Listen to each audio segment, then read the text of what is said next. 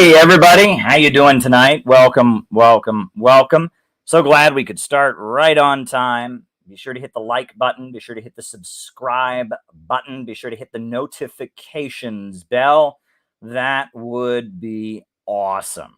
Hit the like button, hit the subscribe button, hit the notifications bell. Yeah, it's going to be a good show tonight. A lot of things to talk about. So welcome everybody. Tweet this out, bring your friends, and I guess we'll just get rolling. American century. I say that the century on which we are entering can be and must be the century of the common man. A radical redistribution of economic power. I mean, we know that racism is just a byproduct of capitalism. Everything would be all right if everything was put back in the hands of the people. We need a government that will make sure Americans are taken care of and organize the economy to serve the people, not the profits of a wealthy few.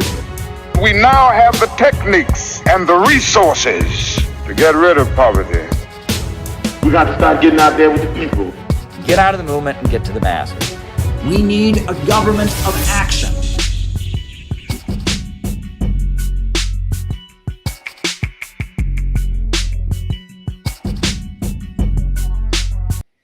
Welcome, everybody. Welcome.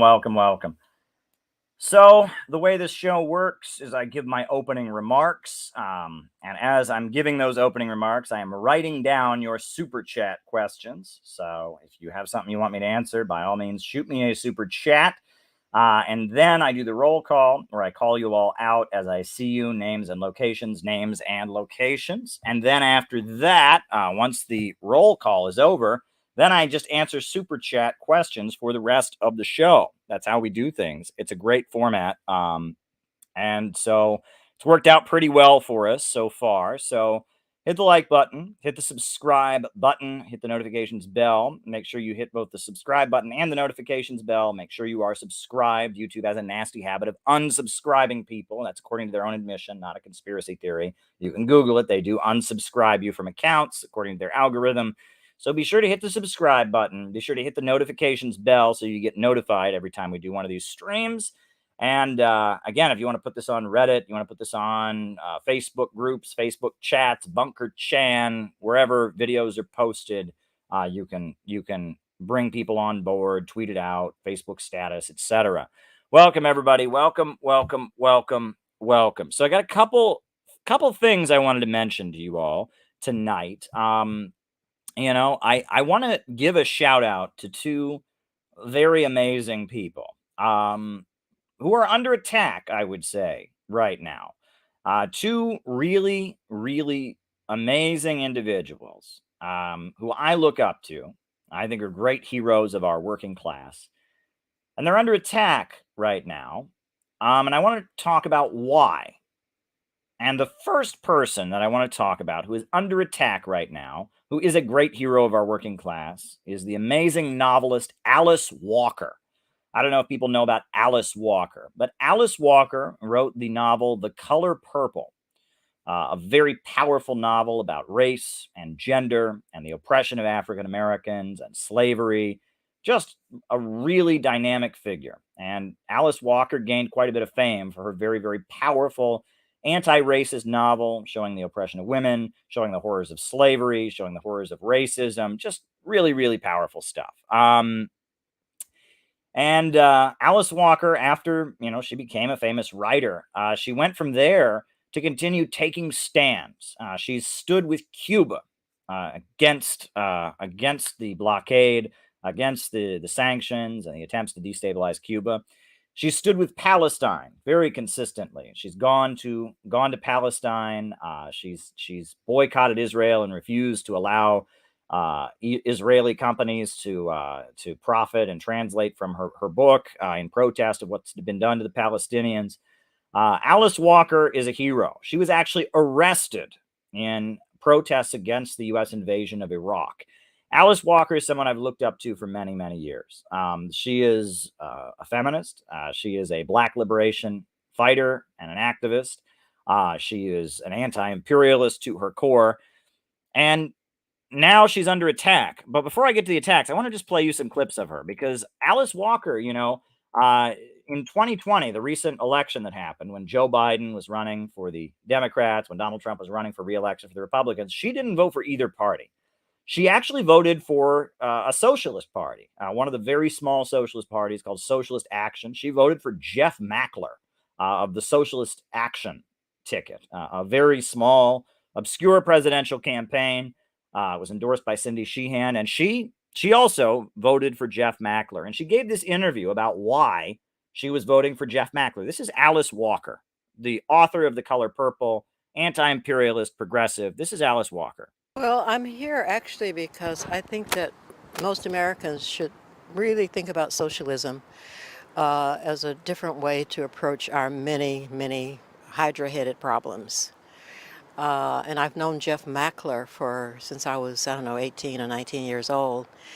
And to see that he is running for president on the Socialist Action ticket is really encouraging. It's not about whether he's going to win. I wish he would.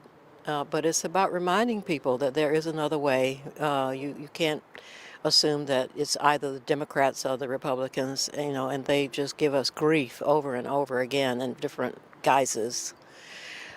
So it's heartening, actually, to be a part of a small but hopefully growing band of people who know the reality, which is that people are horribly divided on the basis of haves and have-nots. And I grew up as a have-not. So I certainly understand the need, for people to have universal health care. There's no reason why children should not have shoes in the winter. There's no reason why people should be sleeping in tents. I mean, this is just obvious. But as far as I can tell, the Democrats and the Republicans are not really thinking very much about these issues. And there's a struggle right now around the issue of Palestinian rights and the Netanyahu government refusing to allow congresswomen who one of Palestinian or Muslim descent going to Israel. What is happening and why are they being prevented from going to Israel? They don't want them to see what's in there. And the thing is, my position is that every congressperson should go to Gaza and the West Bank. And until you go there, just don't say anything. In fact, I just wrote on my blog about one of our contenders for president coming up was saying that she favors a two-state solution. Well, obviously, she's never been to Gaza. She's never been to Palestine because there's nothing to make it out of. I mean, what are you going to make it out of?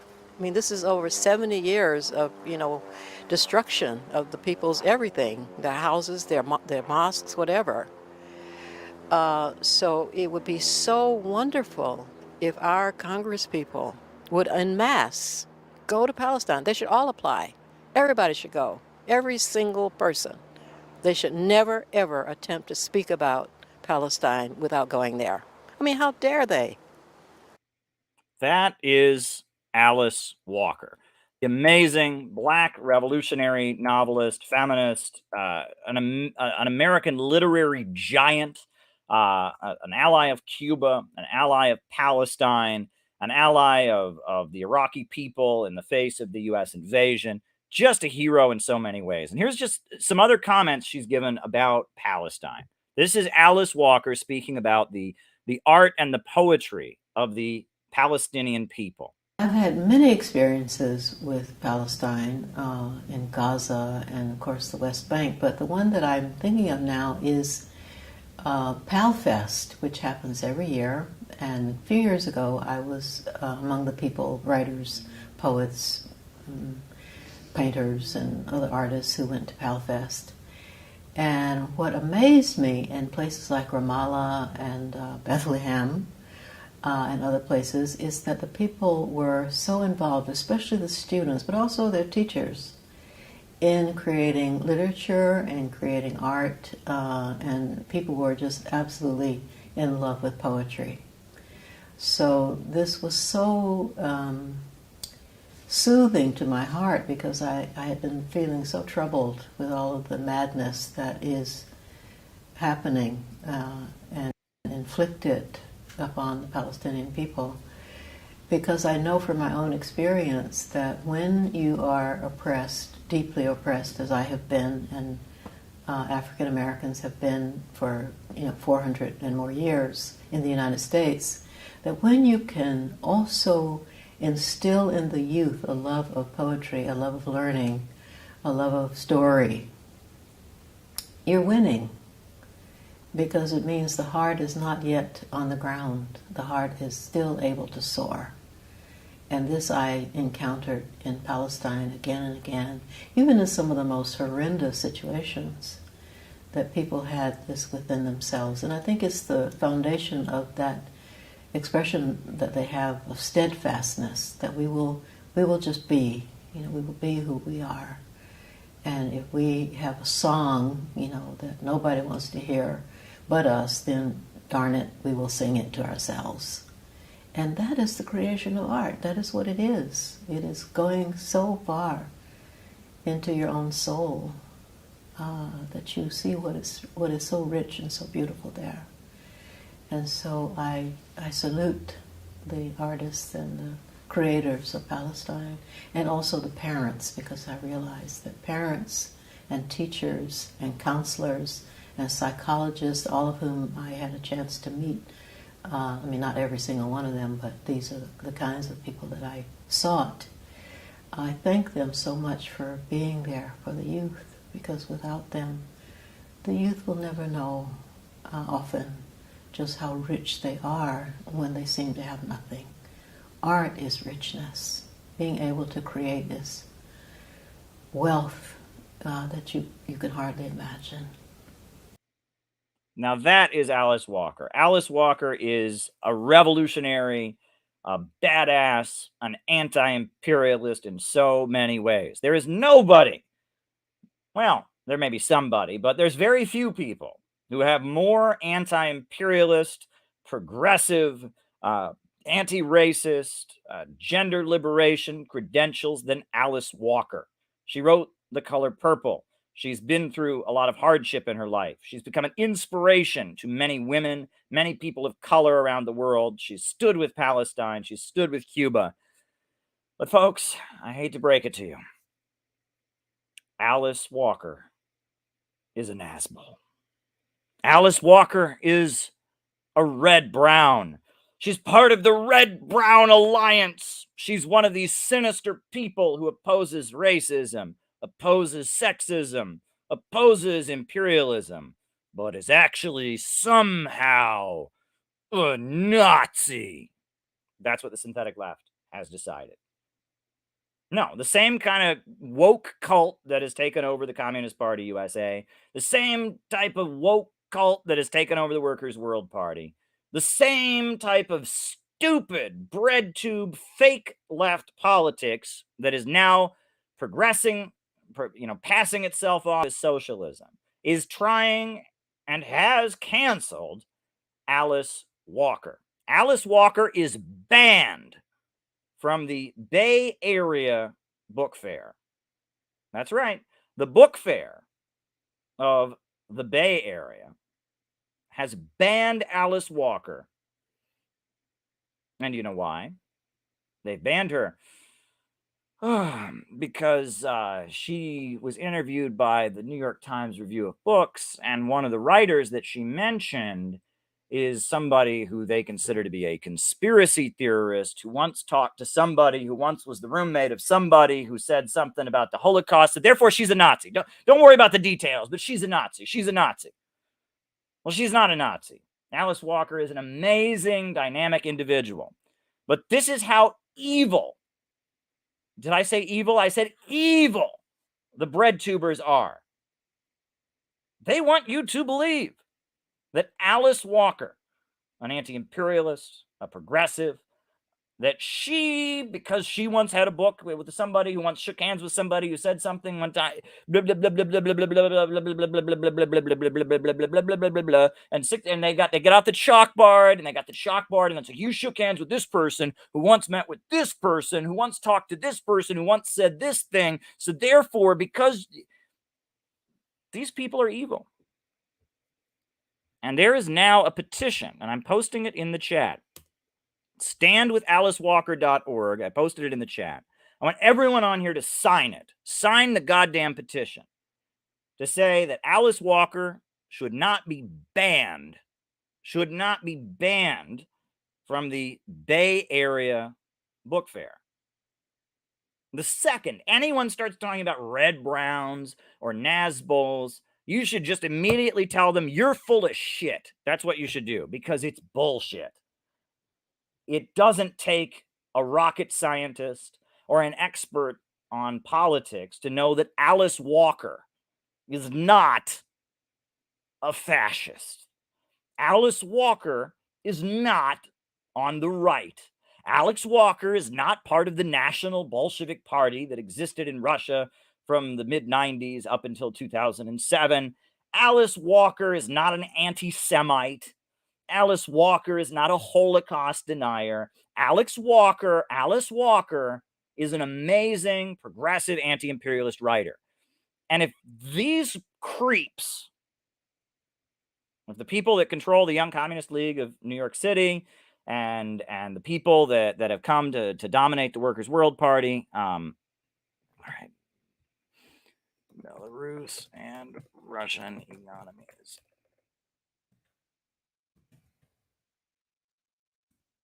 If these people can go after Alice Walker, they can go after anybody. And they can go after anybody, right? And when you sign it, I hope you put Center for Political Innovation next to your name. Maybe leave a comment, say you heard about it on Caleb's stream. That would be awesome if you did that. No requirement, obviously, but that'd be cool. But yeah, stand with Alice Walker against the wokes, the woke creeps, against the woke fascists. These people are the new fascism. People on the right, this has changed, and I know it has changed, right? And it hasn't always been like this, right? And trust me, I am not saying the right has always been good, and it's not good. The right is not good. Their ideology is completely wrong. Their views are completely wrong. A lot of times it's very backward. They downplay racism. They downplay the oppression of women and LGBT oppression, and they believe free market capitalism is a good thing. I'm not on the right.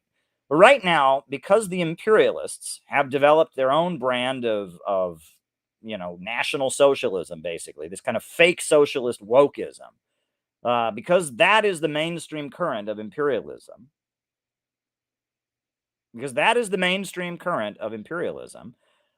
they are now at the point where they are, a lot of these people that just don't buy it and just don't like it and are mad about the gas prices and mad about the price of food and mad about the emerging low-wage police state. A lot of these people are going to the right, and that's a problem because the right's views are wrong.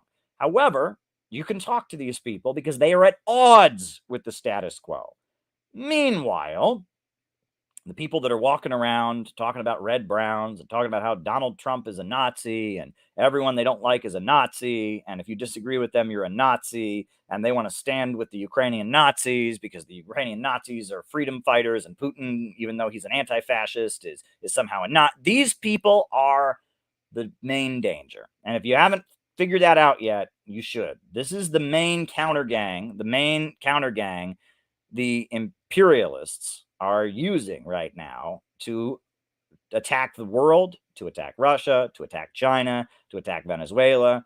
It's the main current they're using to attack the labor movement and labor unions. It's the main current that they are using to attack real socialists and leftists. And right now they're going after Alice Walker. So there you go. I mean, we need to stand with Alice Walker. I don't like David Icke. I've never been a fan. I don't believe in the reptile people or whatever, but who cares? Alice Walker is not a racist. Alice Walker is not an anti-Semite. Alice Walker is not a red brown. She's not a Nazbol. And anytime you ever hear anyone talk about that, think, yeah, just like Alice Walker, huh? Because these people have no shame. They have absolutely no shame. The bread tubers, ContraPoints, Vosh, Thought Slime, anybody who disagrees with them and the Democratic Party is somehow a Nazi. And right now they're doing it to Alice Walker. So sign the petition for Alice Walker. Sign the petition right now. I need you to go do that. And we need to stand up to these people. If you give these people an inch, they take a mile. An inch, they take a mile. You will never please these people. They are evil.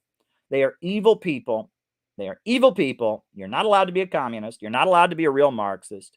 Anyone who holds on to anything from what Marx actually said and is anything other than a postmodernist, they think is a fascist. We've got to fight back. And we've got to do it because a lot of working people hate them. A lot of working people, they go to the gas tank and they're mad. And they don't appreciate Joe Biden saying, well, check your privilege. You should pay more because we got to help those Ukrainian Nazis against Russia. They don't appreciate that. A lot of working people, they look at the food bill and the food from the grocery store, and they think, geez, I don't like that. And they don't like Kamala Harris saying, well, see, Ukraine is like a small country and Russia is like a big country. So you need to pay more for food and not complain about it. They don't like it. A lot of working people are getting ready for a big fight back. Something like the yellow vests of France, something like the trucker convoy in Canada is going to happen here. And unfortunately, it's going to be right-wing people that are leading it. Why? Because leftism has been dominated by fascists, by woke, synthetic left, racist fascists. And they are racist. They're racist. These people are racist too. And I'll get to that too, right? I mean, some people might say that's not a good thing for me to say. But no, we'll point it out. The wokes are very, very racist. And I'm going to get to that later. But I want to show my solidarity with yet another person who is also an amazing, dynamic, working-class hero who's also under attack from the wokes. This is the great union organizer, Chris Smalls. Modern wobbly. She's the Walter Reuther of our day. And that's why last year she vowed to stand alongside striking workers at Amazon's Staten Island warehouse. And we're for that because they need the help. But at the last minute, Cindy Cortez bailed on the whole thing. And that infuriated labor organizers who just won a big vote to unionize at the Staten Island facility. Now, Amazon is stepping up its effort to crush the union. Amazon has just banned words like union on its employee chat app. Christian Smalls is a union leader at Amazon, and we're happy to have him join us now. Christian, thanks so much for coming on. Were you surprised that Alexandria Ocasio-Cortez, who has said repeatedly that she's on the side of the worker against the corporation, wasn't standing with you at the barricades? Yeah, I mean, it wasn't just her. It was all of them pretty much. It's not fair. I don't want it to make it just between us and AOC because, a lot of them didn't show up. And, once again, we have no ill will against them. We know that whether they showed up or not, they didn't make or break our election. That's a great answer, by the way. Very good answer. It's not about Democrats and Republicans. It's not about AOC not showing up or Republicans not showing up. It's not about that. It's about the workers against the bosses. This guy's a genius. Just had to continue to organize.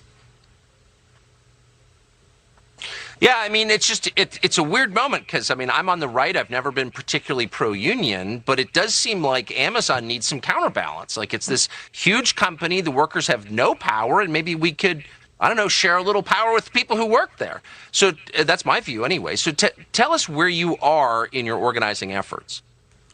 Well, right now, we're fighting for a contract. Amazon's disputing their election results. So we're in walking and chewing bubble gum at the same time. We're fighting for a contract.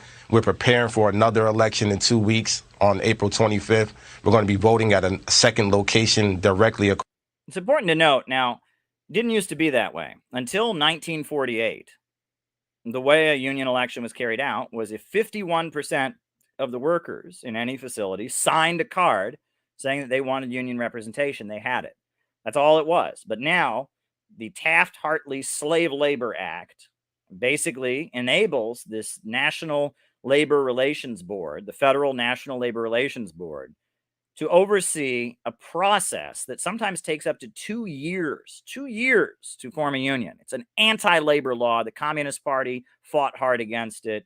The socialists and the labor movement fought very hard against it. It was passed amid the evils of McCarthyism. And that's why now they're going to have a whole other election just because it was disputed by Amazon, just because the results were disputed, right? And again, it can't just be, it should be any other service, right? That if you are in, if you're in, if you sign a card that you want to, go shopping and you pay with your credit card, you can do it. But if for a union to represent workers, it can't be that just the majority of the workers in the facility sign a card and say they want it. Oh no, Now it's got this long process, anti-union, the Taft-Hartley Slave Labor Act that allows the president to call off strikes with strike-breaking injunctions. Awful stuff. Across the building that we just unionized. So we're in the thick of a fight right now, a legal battle. And, we just have to stay grounded and pretty much begin our campaign all over again. I mean, you'd think that Amazon would be open to a union, wouldn't you? That Amazon would be open to a union, wouldn't you? It's a very progressive company. Why do you think they're trying to thwart you from organizing? Amazon hasn't been unionized in this country since the beginning of its existence, and they're very anti-union. They created a system that hires and fires people. They created a system that they have full control of the working people, and having a union obviously brings representation for the workers that'll benefit the workers at the bottom, like myself. Hourly associates, entry-level workers that don't get the right to negotiate. So forming a union gives us the right to collective bargain with the company, form a contract to protect ourselves. So that's exactly what we're trying to do with the Amazon Labor Union. We're hoping that we'll be a catalyst for something that'll take place nationwide. Well, I certainly am rooting for you. I mean, maybe if they throw some more woke slogans at you, you'll forget you can't feed your family. Right. Christian, I appreciate your coming on. Thank you very much. Absolutely. All right. Now, let's be real about this, folks. Now, I just want to go over a couple things in relation to Chris Smalls. First of all, why did Tucker Carlson give Chris Smalls a platform on his show? Is it because Tucker Carlson's a good guy? No. Is it because, Tucker Carlson is rooting for the working class? No. He admitted he's an anti-union guy. All right, there's a reason. And the reason is this. Jeff Bezos is a Democrat, and there is a divide. All right, write it. What percentage of the workforce?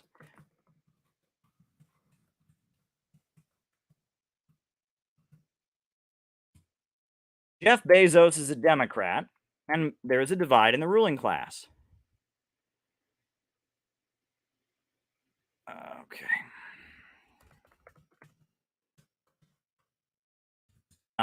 Wrote it down. There's a divide in the ruling class. And the ultra monopolies, Jeff Bezos of Amazon, ExxonMobil, and the Rockefellers, JP Morgan, the Morgans, General Electric, Walmart, and the Walton family, those folks are anti-Trump. And they think that Trumpism is no good. It gets in the way of their profits. It gets in the way of their effort to dominate the global economy. Meanwhile, the lower level capitalists, like Betsy DeVos, right?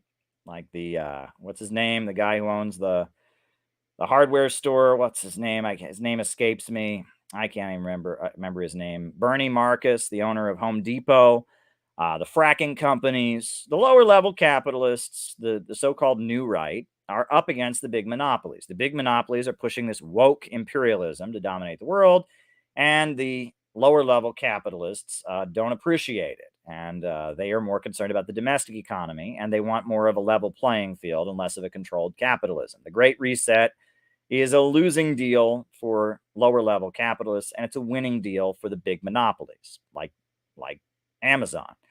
And so Tucker Carlson, being kind of an advocate for these lower level capitalists, sees someone who's up against a big corporation called Amazon. And based on that, he says, look, I'm on their side. He's against Jeff Bezos. It's a divide in the ruling class. And that's fine.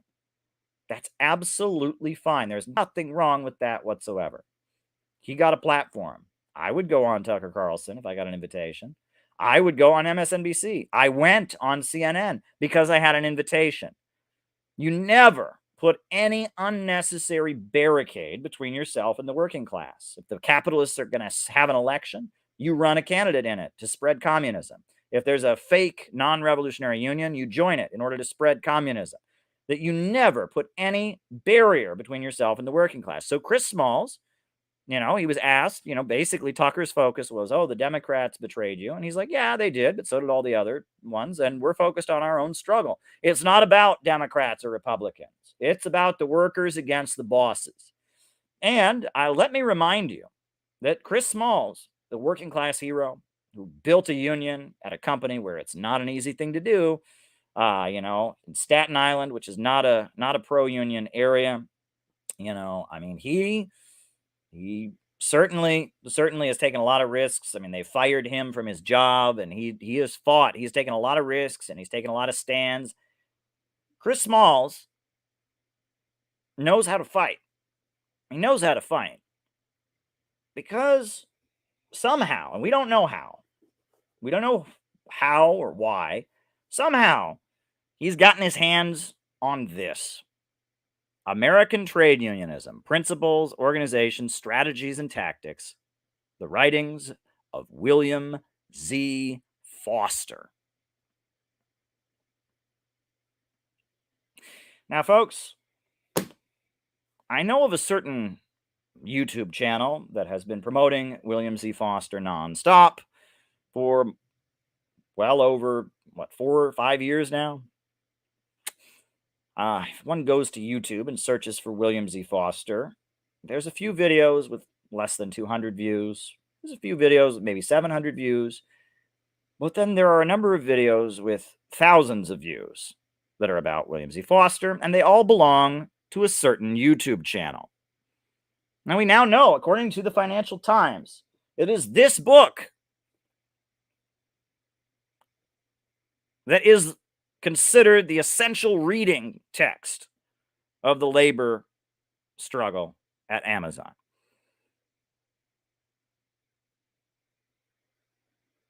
So, I want to think we're having an impact. I think we're having an impact. I think it's great. And I think it's really, really amazing. And that, if in some way this YouTube channel has helped inspire and give political and tactical orientation to Chris Smalls, that is a deeply humbling honor on my part. And if the fact that, study groups around the country that have started reading William Z. Foster's other book, The History of the Three Internationals, all right. The History of the Three Internationals, if that's, let me write it down. That's having an impact. That's a really amazing thing. And, I will note that the people who don't like this YouTube channel, the people who don't like the Center for Political Innovation, they are not promoting this book. Instead, they're promoting another book called Settlers, the Mythology of the White Proletariat. That's the big thing. If you ever hang out with any of these wokes, these people who hate the white working class, these people who think that if anyone who waves a flag is a Nazi, they're all like, you got to read Settlers, man. You got to read Settlers. Read Settlers. Well, go and read Settlers, and you'll find in Settlers they intentionally misrepresent a quote from William Z. Foster. They lie about William Z. Foster to make him look racist. And thank you, Ellie Marino, for the tip on Rockfin. And many people have shown they not only do they not promote William Z. Foster, but the woke creeps attack William Z. Foster, and they doctor a quotation from this book to make it look like he's a racist, when in reality, he's not. He's saying that the unions, by being racist, are weakening themselves, and that racism is a barrier to working class solidarity, and it's leading to a situation where black people, are not standing to see the unions as racist, and the unions need to get over their racism. That's what he's actually saying. But they doctor the quote. They play with it to make it look like William Z. Foster is racist. So the people in the New York City YCL who think that I'm a Nazbol and a white supremacist, they are not promoting this book. They're promoting a book that lies and misrepresents this book. Meanwhile, Chris Smalls, the hero of Staten Island, is reading the writings of the great William Z. Foster. Who is on the right side of history, folks? Who is on the right side of history? As of now, Chris Smalls has not only appeared on the Tucker Carlson show, But he's also appeared on the Jimmy Dore show. Did you know that? He's appeared on the Jimmy Dore show. And who else has appeared on the Jimmy Dore show? Yours truly. We're on the right side. And the woke fascists, the people trying to destroy Chris Smalls right now, the people trying to destroy Alice Walker, are on the wrong side of history. And if you need any further evidence of that, look at these situations. Z stands for Zebulon, a name Foster to separate himself from other William Fosters. I'll talk about that. That's actually not I know a little bit more about that. Good for Zebulon origins. I know about that. I'll tell you more about it, Chris. But anyhow, I just wanted to get that out of my system. I needed to get that out of my system because it's like, we're so obviously right. If you're with the Center for Political Innovation, you're with Alice Walker. If you're with the Center for Political Innovation, you're with Chris Smalls. You're with Jimmy Dore. It's saying it's okay to go on the Tucker Carlson show because you need to get out of the movement to the masses. You're with the Center for Political Innovation. You're with the ideological inspiration of the great Amazon union drive that's going on. And if you're against the Center for Political Innovation, if you're against me, if you're with the woke creeps, then you're against Chris Smalls. You're with Jeff Bezos. You're with the people trying to destroy Alice Walker.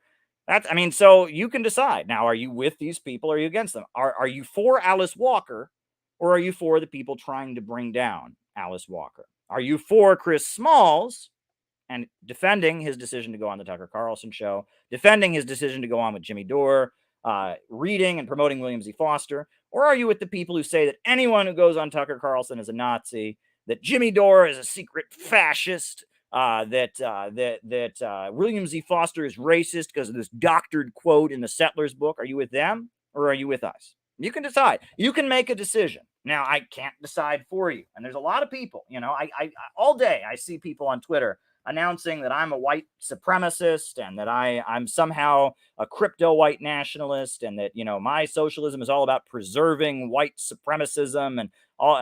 Someone was on there today saying I advocate exterminating indigenous people. Yeah, totally. Yeah, that's what it's in our platform, isn't it? Isn't it in our platform that we want to exterminate all indigenous? These people are just liars. They're liars and they're working for Jeff Bezos because when it gets down to it, these people hate the broad masses of Americans. And so does Wall Street. Wall Street doesn't need the industrial middle class of the United States. They need wages and living standards to go down all across America, in Staten Island and in Vermont and in Illinois and in Arizona and in California. They want to drive living standards down, and they're openly saying that. Openly. Why does the synthetic left feel threatened by non-woke progressives? All right.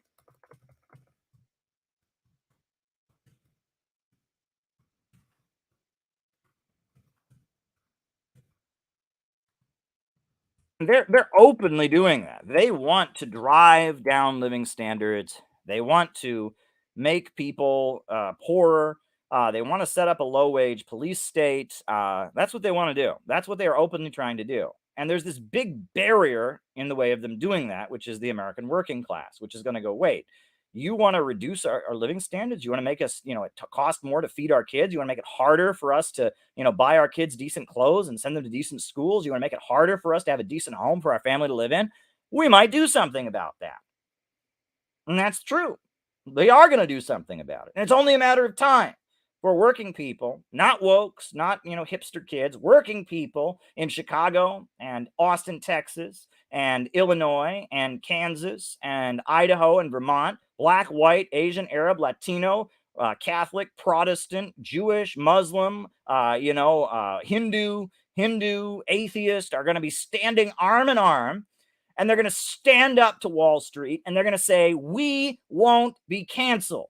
And they are going to push back against these people, and they are going to push back against the Pentagon, and they're going to say, we're sick and tired of your wars. Why don't you build some decent schools and decent power plants and decent power treatment facilities so our kids aren't drinking lead in their water? And they are going to come together and they are going to fight back. And they know it's only a matter of time. It's only a matter of time before this happens. It's going to happen. It's already starting to happen. We saw the beginning of it with Occupy Wall Street. We saw some of it with the Tea Party. We saw some of it with Black Lives Matter. We've seen some of it with these vaccine mandate trucker things and the yellow vests and it's happening.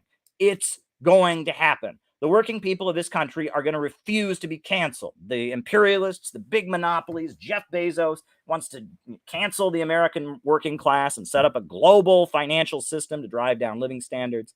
And he wants to reduce the United States to third world conditions. He wants the whole world to be getting poorer and poorer and poorer as he spreads his tentacles across the planet and enriches profits. And that's what ExxonMobil wants. And that's what BP and Shell and Chevron want. And that's what General Electric wants. That's what Raytheon and Boeing want. They want one global, open, international system where the profits get higher and higher and higher for Wall Street, and the working people of the world start starving and dying en masse. That's what they're trying to do. Reduce the population, degrowth, austerity. They're trying to resolve a crisis of the capitalist system by exterminating the useless eaters. It's satanic Malthusianism.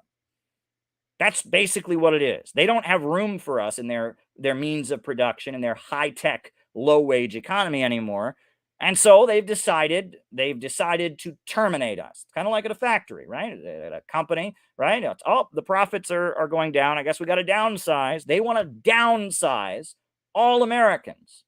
That's what they want to do. And they don't care if you're white or black or Asian or Arab, Latino. They've been downsizing the black community first. They always start with the most oppressed. Detroit, the factories closed down there first, right? I mean, they've gone after the Latino community very viciously. They've gone after different demographics. But ultimately, they want to cancel all of us because this is how it works. And it's only a matter of time before we come together and say no. And when we come together and say no, we won't be doing it because we're like woke, man. We won't be doing it because, we want to tear down this evil country. No, it's going to be us defending our country. It's going to be patriotic. It's going to be in the name of building a better America. It's going to be in the name of, in some cases, religion. There's going to be Christians who are going to say that Jeff Bezos is satanic. There's going to be Muslims who come together and say, this is satanic and evil. There are going to be Jews who come together and say, we're obligated to act in a moral way and put people ahead of prophets, just like it instructs us, just like the prophets, Abraham and Moses. There's going to be different perspectives. It's going to be a united front of many different ideologies, many different perspectives, Black, Arab, Asian, Latino, different religions, different demographics, rural people, urban folks, suburban folks, West, East. It's going to be many different people coming together to reject the low-wage police state that they're trying to impose on the working class. And the only hope the ruling class has for winning this and preventing the coming upsurge, the only hope they have for it is setting up a whipsaw, playing one section of the population against another. They want to go to one section and say, now you guys can gain, but only if you help us beat down these other guys. And then they want to go to the other section and say, now you guys can gain, but we can only if you help us beat down these other guys. And there's an old device they call a whipsaw. It's really outdated, but it was a saw with two handles on it. And it was a two-person saw. And when one guy's pushing, the other guy's pulling. And when one guy's pulling, the other guy's pushing. And that's what they want to do. And they do this, in the auto plants, right? When they're trying to lay off workers, they will say, well, this auto plant over here is more productive. If you guys work harder and take less pay, then we'll lay off those guys. And then they go to the other one and say, now, if you guys work harder and you get less pay, and they play workers against each other. They've been doing this for years. And that's what they're trying to do. They're trying to whipsaw America right now.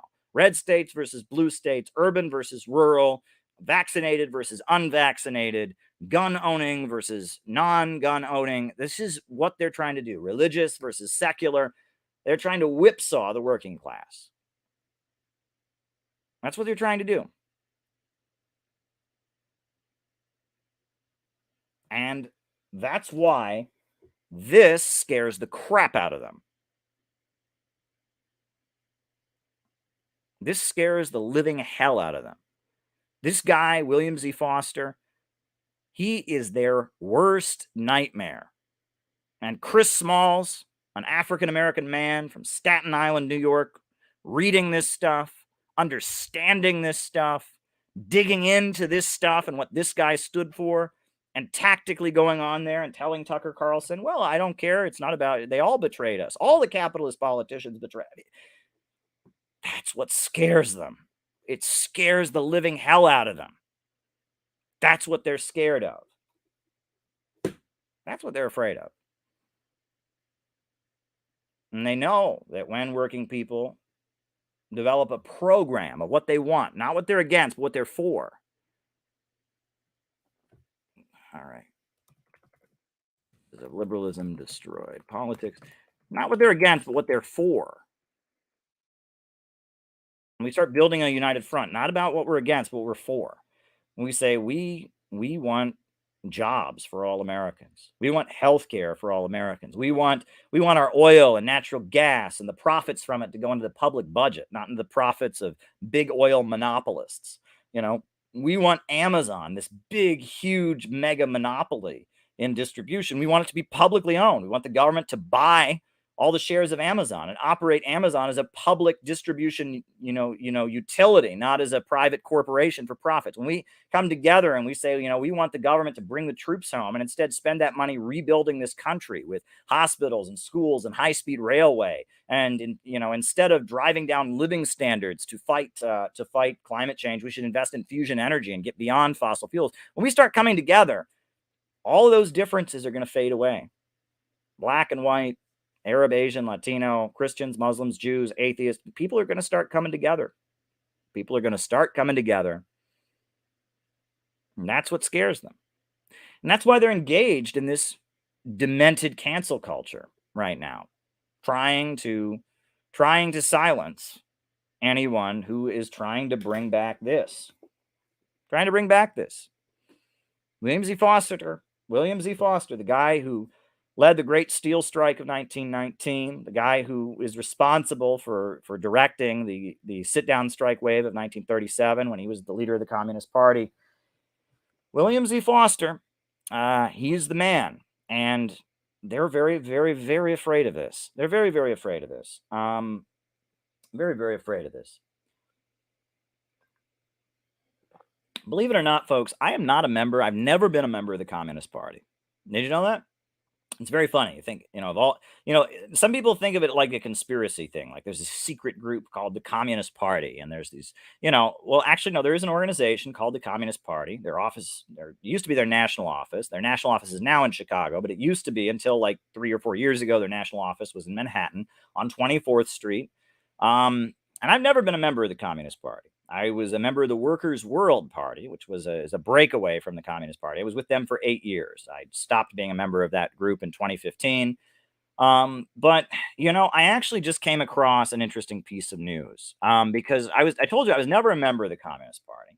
I was a member of the Workers' World Party, and I was on staff with them. It was my full-time job. I worked with the International Action Center, started by former U.S. Attorney General Ramsey Clark, which was like kind of a nonprofit NGO that the Workers' World Party was involved with, run by the former U.S. Attorney General Ramsey Clark. But one of my jobs in the Workers' World Party was that I restocked their books. Whenever we'd have a conference, we always wanted to have all the books of Karl Marx, all the books of Lenin, and it was my job to go and make sure we had books and lead up to our conference. And so that caused me to know, not really know, but to just have a number of conversations and interact on a number of occasions with somebody who I just found out died. Her name is Betty Smith. And I knew her name was Betty Smith, I think, but I didn't know much about her. She was this elderly woman. She was 95 when she died a couple days ago. And I just found out about it by reading her obituary. But Betty Smith died. And Betty Smith, the reason that I interacted with her is she was the owner of she was the president of the Communist Party's book publishing company. And she was the president of it, and she worked at their office on 24th Street. And so, when I were 23rd Street, and, I would walk over to the office and put in our order when we needed new books. We needed new copies of What Is to Be Done by Lenin or the Communist Manifesto or whatever. It was my job to go over, and I could have done it by phone. But I always made a point of going over to the office because the Communist Party office is kind of like a museum. I mean, it's it's got a lot of images. It's a historic building. They've had it for like 100 years. And I always wanted to go there, and I also enjoyed talking to Betty because Betty was an older woman, and she was always available to have a conversation, and she'd been through a lot. She had a lot of history in the struggle. And so I would chat up Betty, I would chat her up if I could. And sometimes I could get her to talk. Other days, she didn't want to talk as much. One thing I always thought was funny is she would always, she basically, to her, every group that wasn't the Communist Party was the same. That was her attitude, right? And I would come in and I'd be like, yeah, I'm with account. And I would say like the party's account number, we need this. She'd say, now, which one are you? Are you the International Socialists or are you the Revolutionary Communists? Which one are you? Which one are you?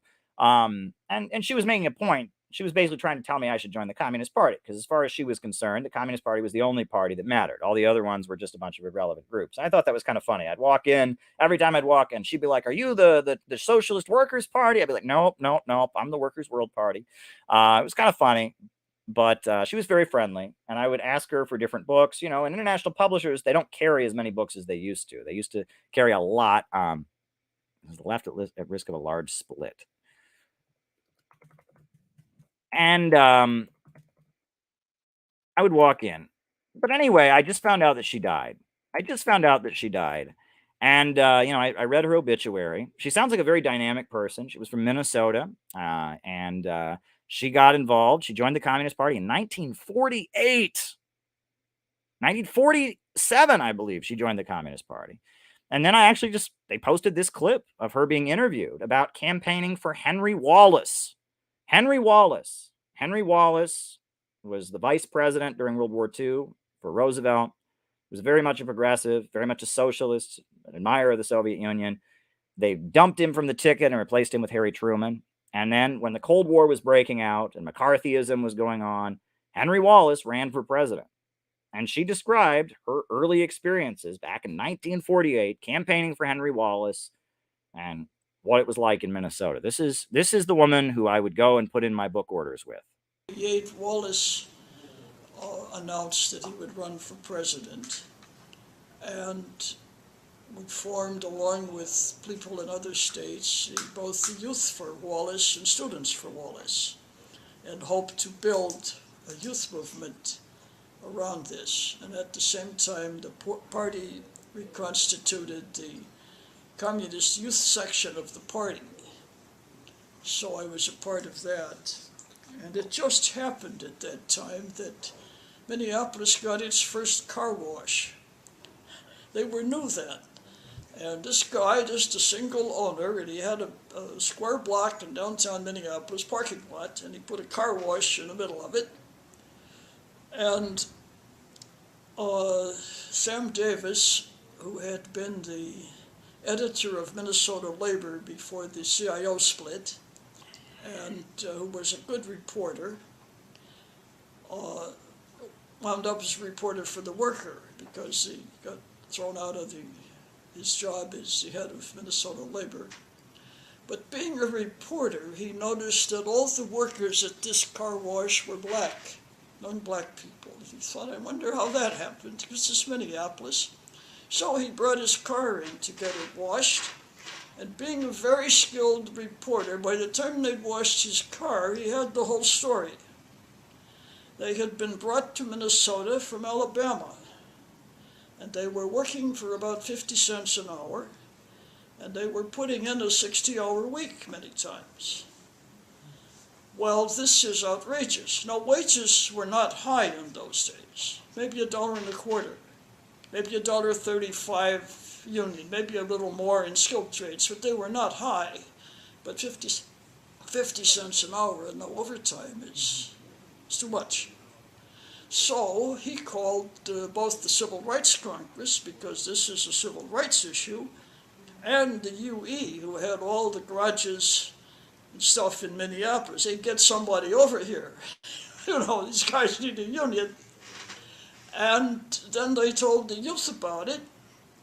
So in the name of Students or Youth for Wallace, we did a leaflet telling people the facts And we stood there and we turned away 98% of the cars. There's always a couple of jokers who want their car washed, they don't care what the situation is. But 98% of them were outraged and they drove away. And not only was this guy losing them that day, he's going to lose them forever.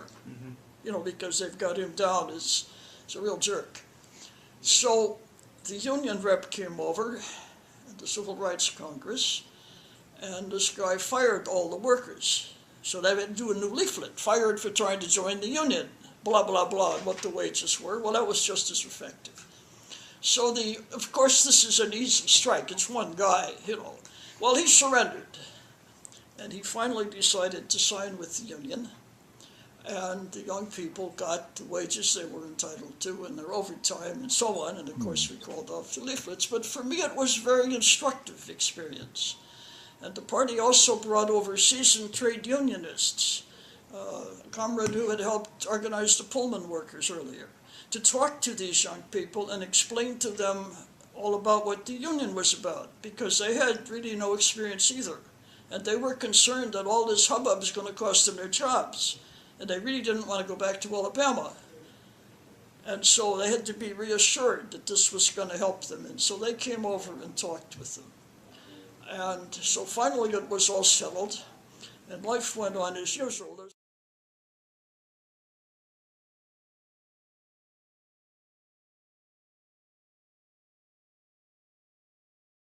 Just sure my mic is working. Thank you for the feedback. Much appreciated feedback. Advice on how to use this mic. I am not a tech savvy kind of guy, as you can all tell. But anyway, that was Betty Smith. Didn't know much about her. We did try to engage her in conversation every so often. Can you hear me better? Yeah,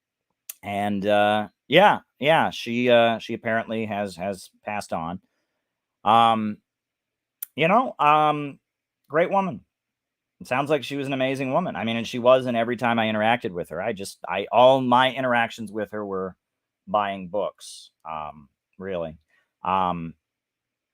So, but there are so many amazing communists out there, so many of them, and she talked about how they were campaigning in that clip for Henry Wallace, the anti-imperialist progressive candidate for president. And then from there, that led to protecting workers on the job and fighting for their rights and against an exploitive car wash owner. I mean, these kind of stories, these kind of struggles are so important. And, you want to think about these folks and just how amazing they were. I mean, these were real fighters for the working class. They really are. And we have lost so many of them. But right now, it's really, really, really important, folks, that we fight for this. It's really important that we fight for this, because that's the only way out of this. I think we should go to the trucker convoys and talk to them. I think if you're on a college campus and they got a Turning Points USA chapter, instead of trying to get it banned, you should go there and try to argue with them and tell them what Marxism really is, and tell them that the woke ID poll that they don't like is not really Marxism. I think that, we should have gone to the Tea Party back in the day. But that said, those politics aren't going to save us. Those politics are toxic. These people that think racism isn't real, it's made up, to oppress white people or some garbage. These people who think that free markets are the solution to everything. We got to privatize everything, get rid of minimum wages, get rid of Medicare, privatize everything.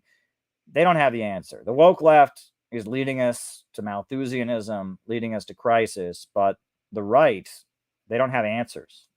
A lot of them are just kind of confused people at this point who don't believe in it.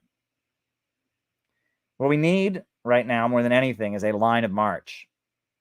We need an economic program to rescue the country. We need a government of action that will fight for working families. A government of action that will fight for working families. That's what we need. Government of action that will fight for working families. That is what we need. And it's not going to come from above. It's not going to come from, your university. It's not going to come from, your college. It's not going to come from woke bread tubers with hundreds of thousands of views on their channel. It's not going to come from your favorite MSNBC host. Only we can do it. Only we can do it. Only we can create it. The anti-imperialist countries around the world that are fighting against imperialism are important allies. They ultimately have the same common destiny with the people of the United States in the struggle against U.S. imperialism. But ultimately, we've got to go lower and deeper to the real masses, and we've got to build a strong socialist organization here in the United States. The Center for Political Innovation is attempting to engage in education. We're fighting back. We're defending Chris Smalls. We're defending Alice Walker. We're fighting against the woke fascist creeps. That's what we're doing. We're building the Center for Political Innovation. We just had an amazing rally in Austin, and we may soon be having an amazing rally in Chicago. We're doing great stuff here, folks. But we've got to do it. I need you. I need you more than anything. Now, one way that you can help out is, I do have a Patreon, and every month I do a patrons only stream. I'm dropping the link in the chat. And, I am probably going to start doing more for the Patreon community. I'm figuring out what my next move is. So many things right now are up in the air, folks, and it's driving me crazy. I'm just being honest. I can't get into the details about everything, but a lot of things in my life right now are really up in the air. It's not good. It's not bad. It's I don't know. A lot has been promised to me by different people. A lot of offers are being made, but a lot of things are happening, and I don't know what's going to happen, and it drives me crazy. I just wake up one day at a time. What am I doing today? Okay, I'm doing this today. I'm doing that today. I might do a stream today. I might do some writing today. But it really drives me crazy because I don't know what's going to happen. And when I know what's going to happen, might be good, might be even better, It's probably going to be good what happens. Could be bad. You never know, right? Never rule out the worst case scenario. But whatever it is, I don't know what's going to happen. So at this point, I just have to take every day and go, okay, a lot is up in the air right now. As you know, the company where I used to work no longer exists. As you know, I am still reporting for RT Moscow, RT.com. As you know, the Center for Political Innovation still exists, but it's not clear whether or not we're having this conference in Chicago. As you know, I'm still got books for sale on Amazon, and we're still having a national gathering June 22nd through 26th for members of the Center for Political Innovation. As you know, I have no intention of going anywhere, but I could be banned from YouTube at some point. It's probably pretty likely. I already have a Russian state-affiliated media thing scrawled on my Twitter account to make sure no one ever listens to what I have to say.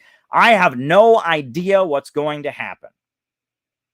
And this prolonged period of not knowing what's going to happen is a bit unpleasant. It's a bit unpleasant. And, when you're in a situation when you don't know, when you just don't know what's going to happen, you can't bet on anything. You can't, throw your chips onto one card because you just don't know. You just don't know. So that's where I'm at. So if you want to help us out on Patreon, you want to join the Patreon community, there's a very good chance I'm going to be increasing what I offer to members of the Patreon community. The other thing that you absolutely want to do is you want to find a way to stay in touch with this community, right? We might just get shut down, just completely vanished is what might happen to us. It might be one day, my Twitter's gone, my YouTube's gone. Well, I won't be gone. I mean, unless they've dragged me off to Guantanamo Bay to torture me, I'm still going to be here. So if you want to find me when that happens, you need to get connected to me in other ways than just watching me on YouTube. You need to stand with me, right?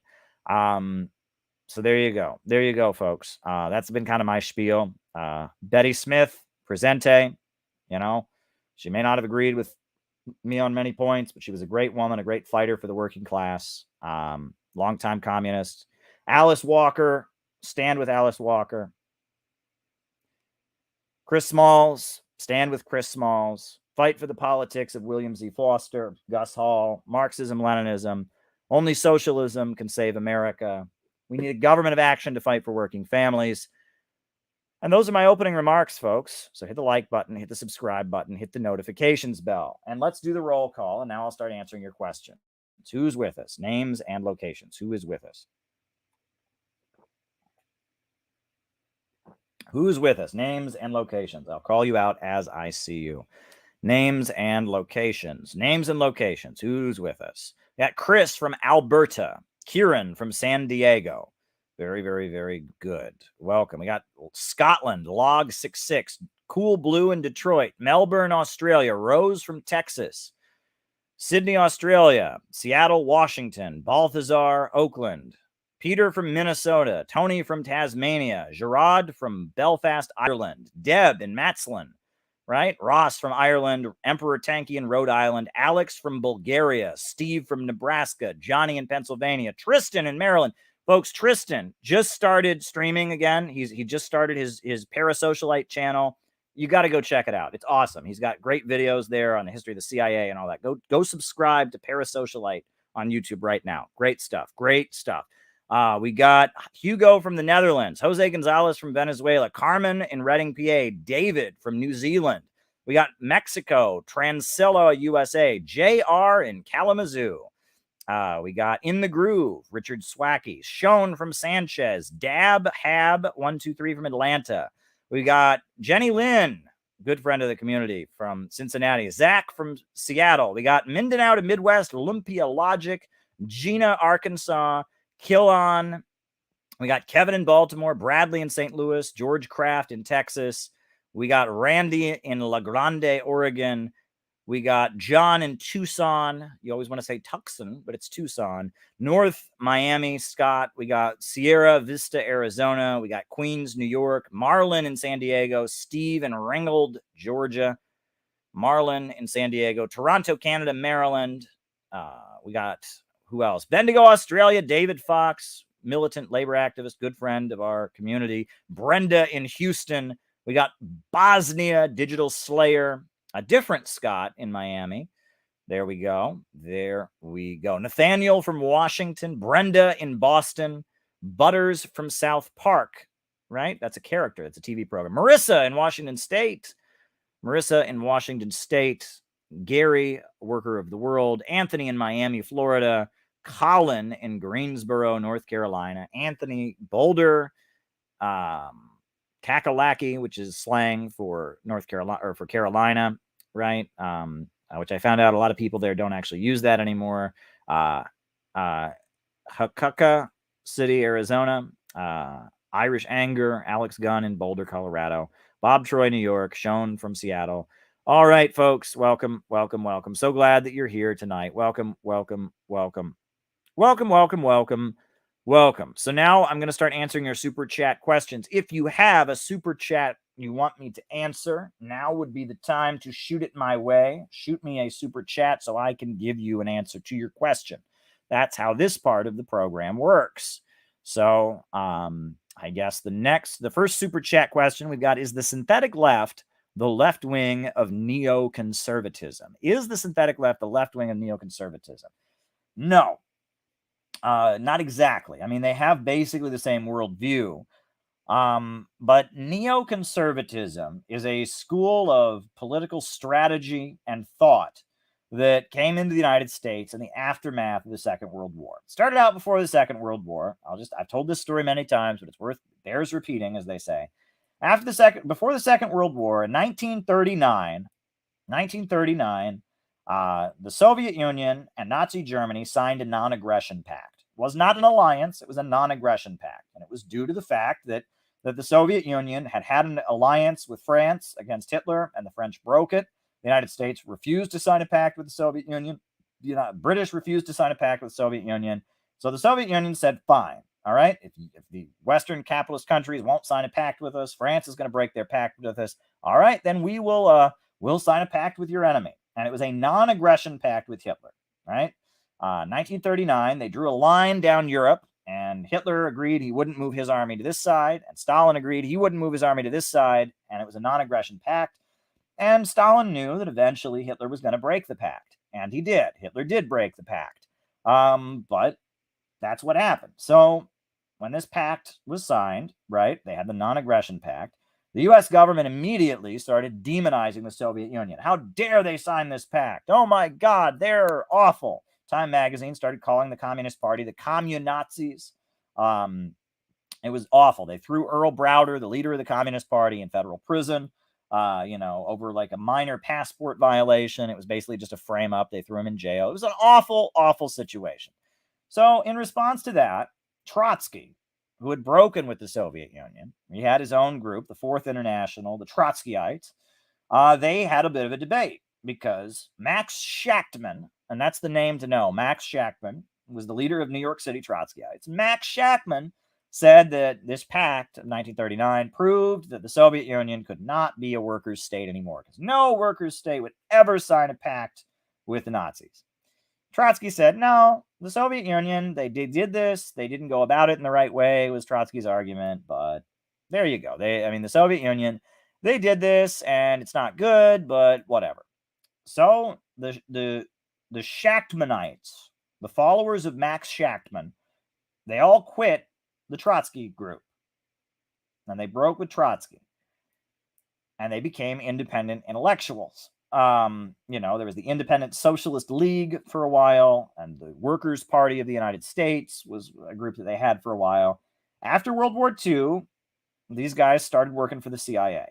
Why? How they were recruited is not exactly clear, but the CIA launched the Congress for Cultural Freedom program, and it hired these guys to work for them. Oh, no question tonight. Learned your perspective and knowledge. I've learned a lot. Keep up being a voice for the working class. Oh, thank you, Zachariah. I do appreciate it. I really do appreciate it. And these guys started working for the CIA, and they started putting out magazines for the CIA. And Irving Kristol became the director of what was a CIA front program called the Congress for Cultural Freedom. And it was this CIA-funded network of magazines, Partisan Review, Paris Review, etc., that were being put out by the CIA, proclaiming to be socialist, but were actually funded by the U.S. government and the CIA. And so they started doing that. And then as the 1960s progressed, and you had the protest movement against the Vietnam War, and you had the civil rights movement getting stronger, these guys became less and less left, because the left was, the left in their view, let me write it down.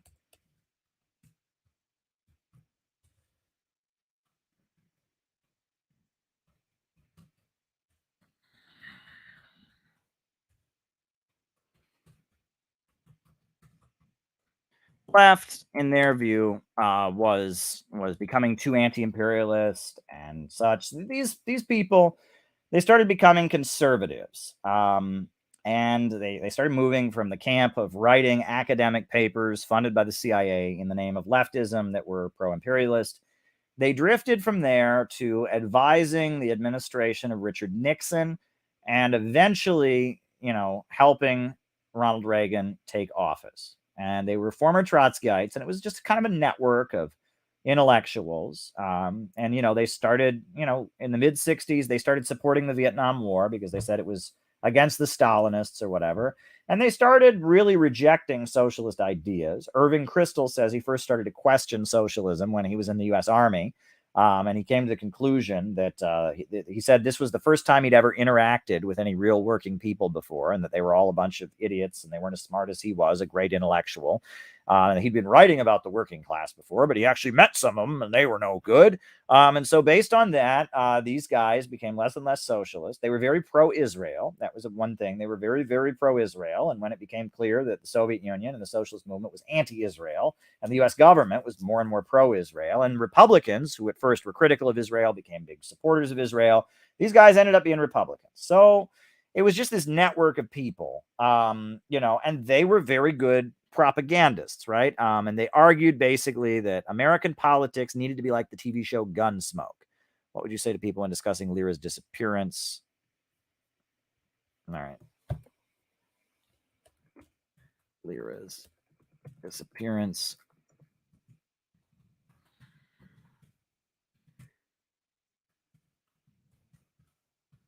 And, they were very good at strategy. They were very good at kind of framing U.S. politics like a cowboy movie. Apparently Leo Strauss, who was kind of a philosopher who was a big influence on these people. Leo Strauss, apparently his favorite TV show was Gunsmoke, the cowboy TV program. And on Gunsmoke, the good guy wears a white hat all the time and he's all good. Bad guy wears a black hat and he all the time and he's all bad. There's no moral ambiguity. Leo Strauss argued that that is how U.S. politics, that's how politics should be understood by average Americans. They should see the world in terms of good guys and bad guys. It's not surprising that the neocons, the first president who was really in their pocket, really, was considered their big ally, was Ronald Reagan, who was himself a famous actor, a cowboy actor. I don't know enough about that, about Karl Popper. I don't know enough about it. And that's where who the neocons are. They're just, they're a group of people who came to dominate Republican and conservative circles. And they reinvented what it means to be a conservative in order to have it be kind of an effective model for waging the Cold War. There was kind of a vague populism, like average working people aren't, it was like people that were critical of U.S. foreign policy were a bunch of pointy-headed intellectuals who read too many books, but average people, they just hate Saddam Hussein and they want good Christian, wholesome family values, and they want to join the military. And it was this kind of like, it was, Cold War conservatism, which didn't really come out. You didn't really have that until the 70s, right? In the 50s, there was McCarthyism. And then after McCarthyism, you had, the wave of Cold War liberals like the Kennedys and others in the Twilight Zone, and this kind of vague anti-totalitarianism. And then it was after the Nixon presidency, really, that you got the rise of the neocons. And the neocons it was a faction of advisors who were former Trotskyites who had become more and more right-wing, got in with the CIA, and developed this worldview. It's really based on the notion of the noble lie, right? That I think Irving Kristol, he says that you can't have society held together if there's only one truth. There must be some truth for the children, some for the adults, some for the working class, some for the capitalist class, some for the armies. You can't have a society where there's just one truth, right? It's the idea that if you need to lie to the ordinary people, that's fine because you have to protect freedom. The freedom of the intellectuals is sacred. You have to control the rabble because if they get together, they'll suppress the great intellectuals. Would you ever put together a reading list? Of course. Yes. Yeah. Reading list. All right. Put together a reading list. All right. So that's basically what the neocons were. The woke left is a response to the failure of the neocons, right? So the neocons, the Bush administration was the last hurrah of the neoconservative formula. George W. Bush, even though he was born in Connecticut, I'm from Texas. I'm George W. Bush, Commander-in-Chief of the United States. I'm from Texas. I fought Al-Qaeda because they are terrorists, and I am the decider. And I'm George W. Bush, Commander-in-Chief.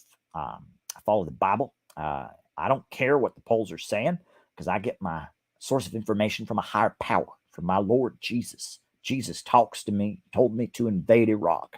That was George W. Bush, right? And he was a neocon. He was surrounded by neocons. It was just this group of people who were his advisors who came out of this foreign policy school, this thinking, this like Trotskyites, who joined the CIA in the 50s. And that was Bush, right? And Bush, in order to have his back in the U.S. military, he really pushed the evangelical Christian stuff really hard. Like in Iraq, there was like a scandal where they weren't letting U.S. soldiers shower unless they got baptized, right? There was some pastor who was evangelical, and he ran some unit of the U.S. military, and he was saying, you can't take a shower unless you get baptized by me. And there were a lot of people in the army who were like, I'm already baptized. And he's like, you're not really baptized if you're not an evangelical. If you're Catholic, doesn't count. If you're mainline Protestant, doesn't count. And he was like forcing these guys to get baptized just to take a shower. And at West Point, they were pushing religion very, very hard. And it was basically among the military and among a lot of the population, they were pushing evangelical Christianity to be kind of it's basically what the wokeism is now. It's this very, very emotional stuff. Christianity is a beautiful religion. I'm a Christian. There's a whole history of religion, different interpretations, etc. But it was like Christianity for dummies, right? God loves you, and you just got to believe, man. And this kind of like loud rock and roll music and flashing lights, and you get into this, and you're hypnotized, and you start crying, and Jesus loves, and you're like mesmerized, right? This kind of brainwash, and then that means you just have to support the U.S. military, and you have to support Israel, and you have to hate communists and hate the left, and that's that. And they were building this kind of army of people that was, the evangelical right, you can call it, the Christian right. Again, there's a lot of people that are Christians and are right wing. There are right wing Catholics. There are Pentecostals. There are all kinds of people that are Christian and right wing. But they were building this specific movement of non-denominational, kind of brainwashed, emotional rock and roll Christians, right? They were building that, and those were kind of Bush's foot soldiers, and that was the way they kind of held the empire together. And among the military, you had a lot of these kind of guys, like Mike Pompeo and people like that who were of this worldview.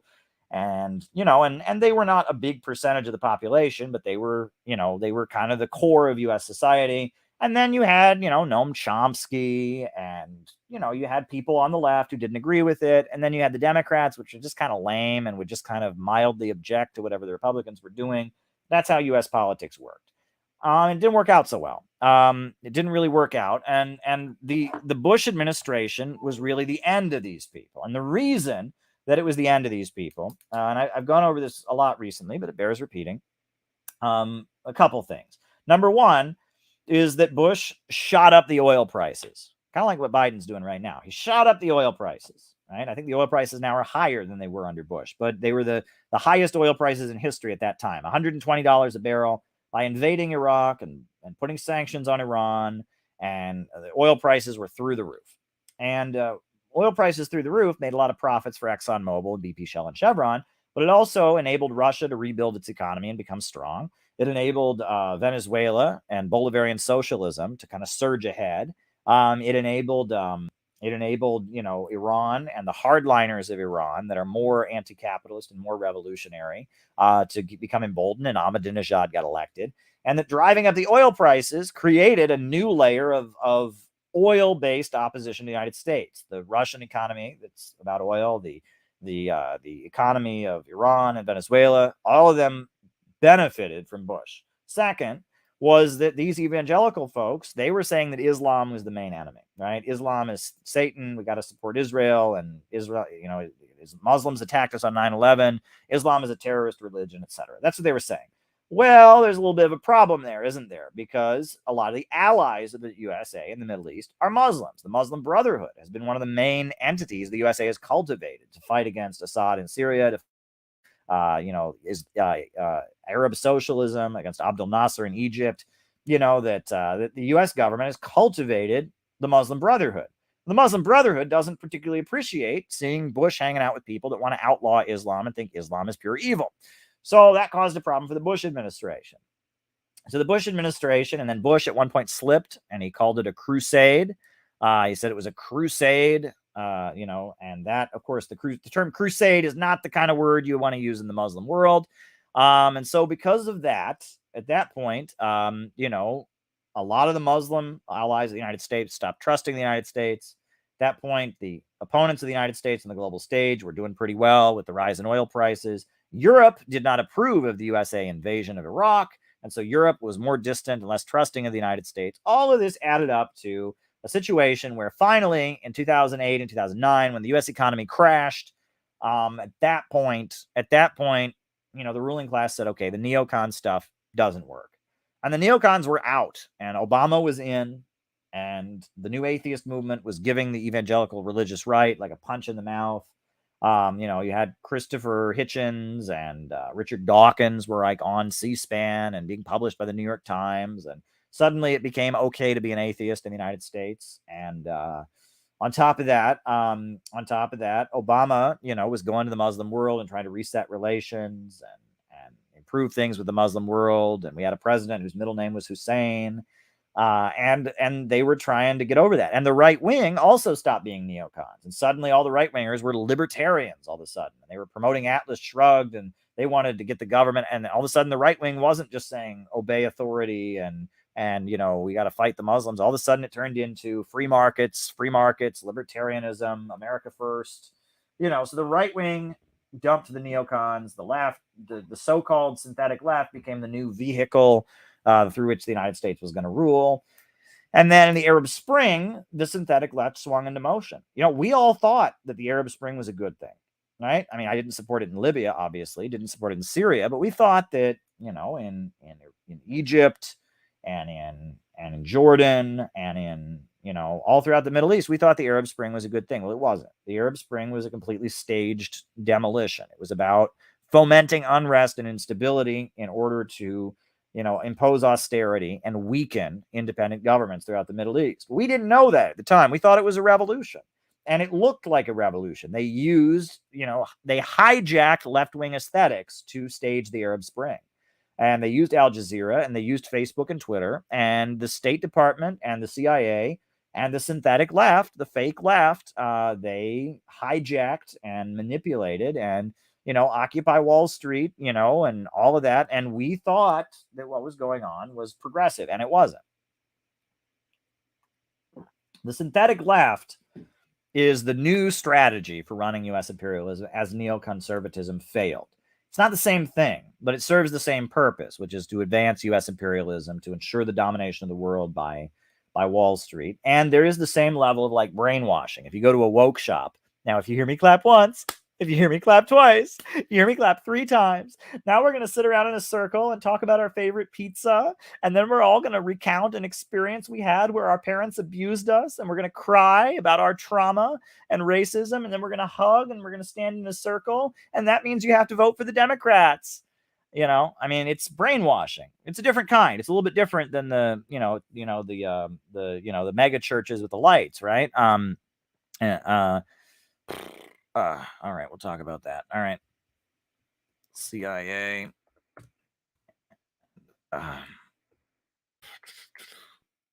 And LSD.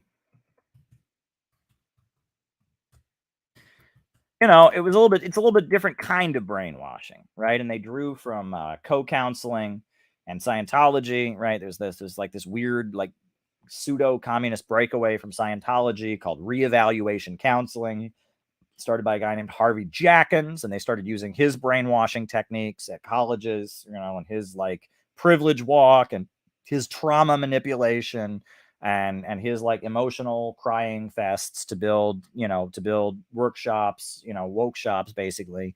So there's that. And there were different things that were done. But ultimately, wokeism is neoconservatism 2.0, but it's very different. Neoconservatism was very much, neoconservatism was very, very much a, what do you call it? It was an appeal to religion and tradition.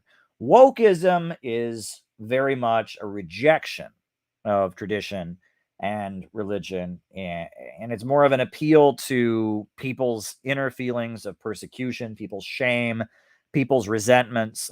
It's a little bit different, right? Wokeism is a little bit different, but it is kind of the new ruling party. The neocons in the United States were the ruling party from the Reagan years up until the Bush years, and now wokeism is the new party line. So it's similar in that way, and it serves the same purpose, targets the same governments, has the same individualist worldview that we need to protect the great individuals from the mob, the inferior ones, the rabble. Excellent. Thank you. I hope everyone goes and signs that petition to stand with Alice Walker. Excellent work. I'll drop it in the chat one more time. It serves the same agenda, but it's a different formula, right? It's more youth oriented, the synthetic left. It's more pessimistic and dark. The evangelicals, at least there was this Jesus loves you stuff in what they did. It was kind of appealing to people's desire to be part of a family or a community. So there's similarities there. But there you go. All right. Next question. Belarus and Russian economies, are they socialistic? Sure, you could say that. Russia was free market and free market capitalist oriented in the 90s. They privatized everything, shock therapy economics, and it was a disaster. right? The communism doesn't work, so it should have become great when it was capitalist, Caleb. Well, I mean, I guess maybe that's not the case. Wokeism does not care about people in poverty. Yep. Right.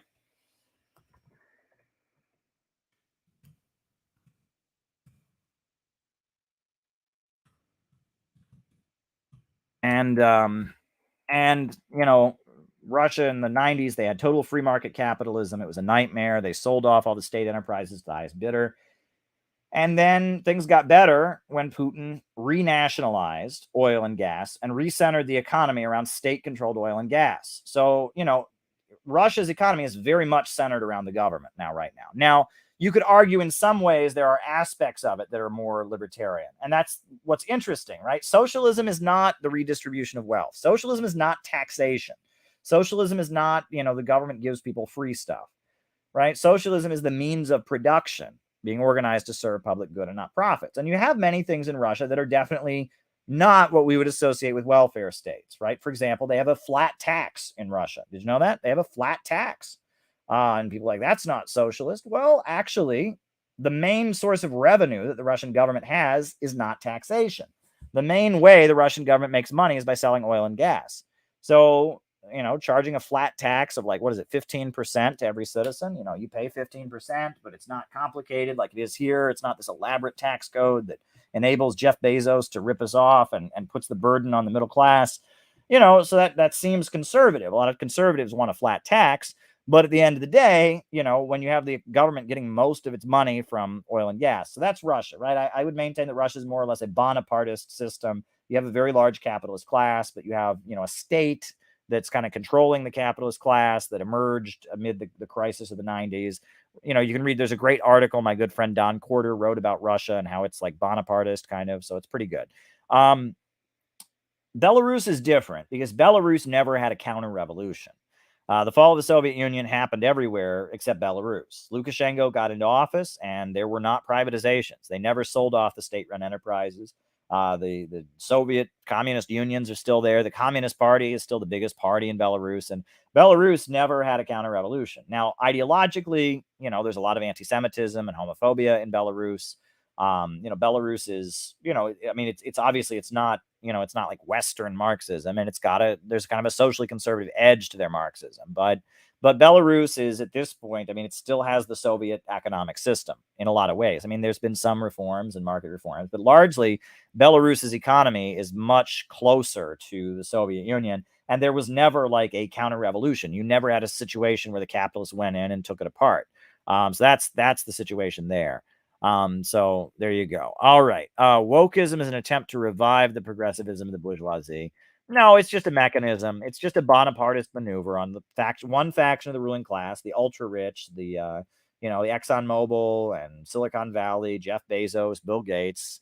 They have determined that this is the effective way to run their empire. They want people around the world to see the United States not as the evil, racist society founded on genocide that it is. They want to see it as this new society that's so socially conscious and aware and, loves colonized peoples and such. And so it's trying to give a makeover to U.S. imperialism. Plus, it's trying to justify the austerity to beat down the American working class. It's about demonizing the broad masses of people and driving down living standards. So wokeism, it serves a purpose. Absolutely. All right. But I wouldn't call it reviving the progressivism of the bourgeoisie. It's imperialism trying to give itself a woke makeover, and it's also a drive toward austerity.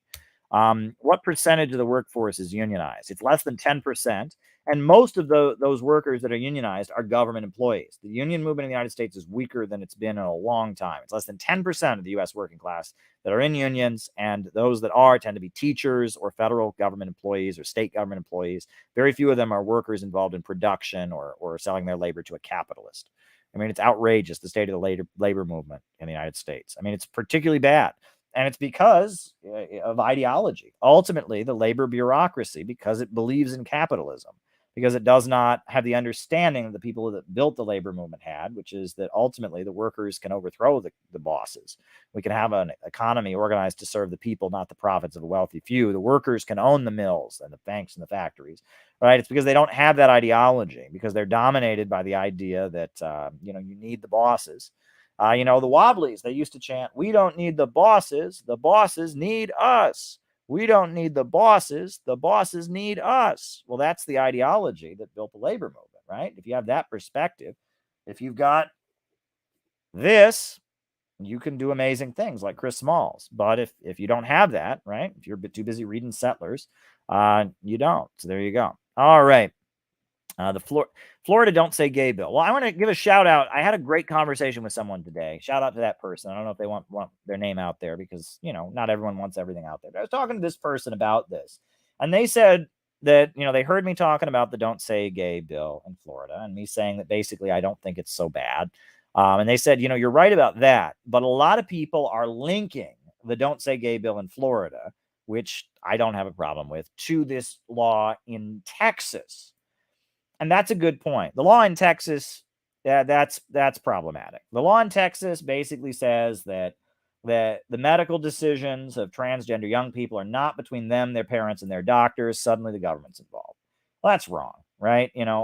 Obviously every family can decide what they want to do in their situation, right? And that the opinion of the medical community in Texas, the government has no business going to doctors and saying, well, this may be what you and the patient and the family, the parents of the patient think is best, but instead we think this. That you can't do that, right? And so the Texas law, I would argue, is very problematic, right? Because there is a lot of difference of opinion about these kind of things, and this is something that every family, that is dealing with situations like this, that's something that they need to deal with on their own. And you can't have the government announce one position on controversial things like that, right? So the Texas bill needs to be gotten rid of. But the bill in Florida is different. The bill in Florida basically just says that, until kids are 12, you probably shouldn't be having discussions about whether it's wrong to be gay or wrong to be straight or wrong to be trans in school. And it's not that you should have discussions about it and say it's bad. That's banned also. It's that you shouldn't have conversations. So the Don't Say Gay bill in Florida, ultimately, at the end of the day, I don't have an issue with it. I think, until kids are 12, let them and their parents talk about those issues. Once they're in high school, yeah, you can talk about that stuff. However, the Texas bill, that's a different thing, right? The government has no business jumping in between doctors and children and parents. The government has no business in that. So that's my position there, right? That the Texas bill is bad. The Florida bill, I don't have a problem with. I'm not going to go fight for the Florida bill. I mean, it's not like the kind of thing that I get fired up about. I want to get beyond culture wars. And I want to make that clear. And that often when people get fired up, they think these two bills are the same thing, and they're very, very different from each other. One is about school curriculum, and the other is about medical stuff. Look, I don't think the government can force you to get vaccinated. I don't think the government should be able to outlaw abortion. I think women should be able to get abortions. So, families that are dealing with transgender situations and they want to, that's up to them, right? That's between them, right? And the parents, the child, and the doctor, they can all make those decisions together. I don't think the government should be involved in that. And that's different than school curriculum, right? That's my opinion. It's different than school curriculum. School curriculum, again, I'm for neutrality in school on these kind of issues up until a certain age. And even at another age, right? If a kid raises his hand in class and says, I'm for gay marriage, and his teacher is an evangelical conservative, he shouldn't get in trouble for that. And if a kid raises his hand in class and says, I'm against gay marriage, I mean, there are going to be other kids in the class maybe who disagree with him, but he shouldn't get in trouble for that, right? That the schools, it is not, U.S. government schools should not be pushing one side or the other in a culture war, right? I'm pro-LGBT. I believe in gay marriage. But this actually brings me to something else I was going to say. I was actually going to say this in my opening remarks, but it fell out the back of my head, right? Wokes are racist. Wokes are racist.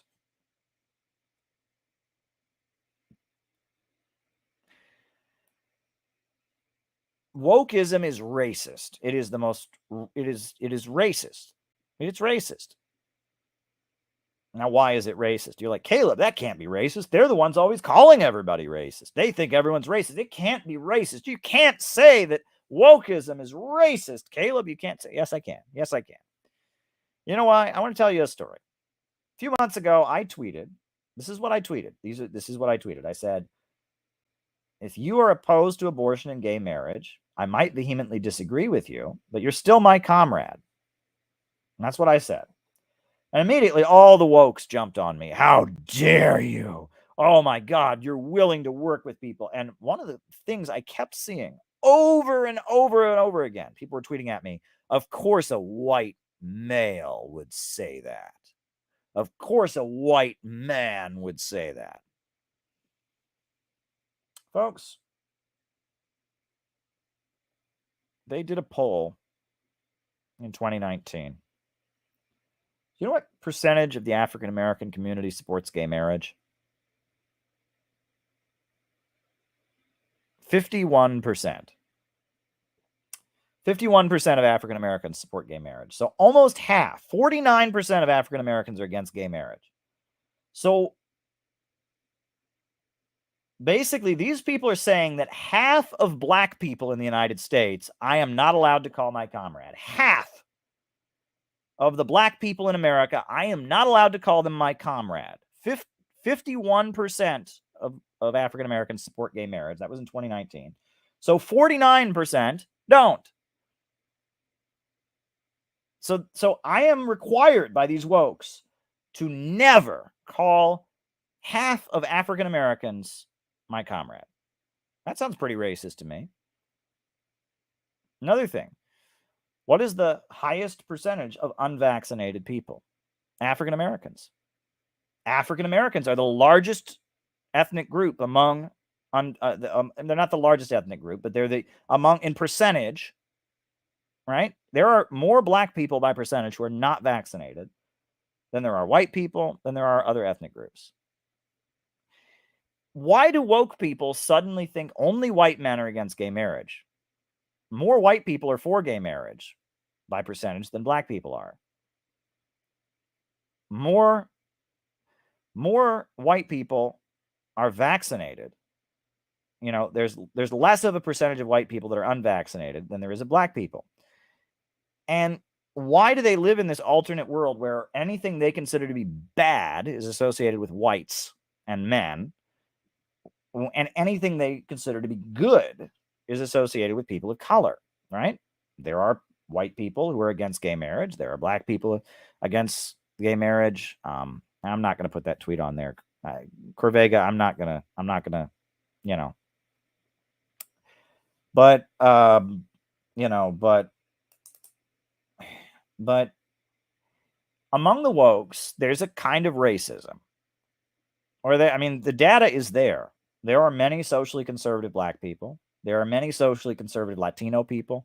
There are many socially conservative Asian people. There are many socially conservative women. Very large percentage of white women voted for Donald Trump. Why is it that they consider black people to be like, of course, a white man would say that? Why? What's that about?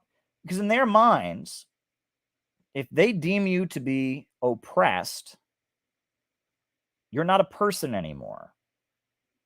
You're a victim. I'm serious. If they deem you to be oppressed, you lose your humanity. You stop being a person and you start being a vehicle through which they can feel good about themselves. Wokeism is very middle class. It's very wealthy. It's Ivy League schools. It's kids who went to good colleges and live in urban centers, the woke hipsters of Williamsburg, you know, give anti-racist training at their tech companies. And these people, they don't see black people as people. They see black people as victims, as poor, oppressed victims who are just good, oppressed victims. They don't actually look into or even care to listen to how most black people feel.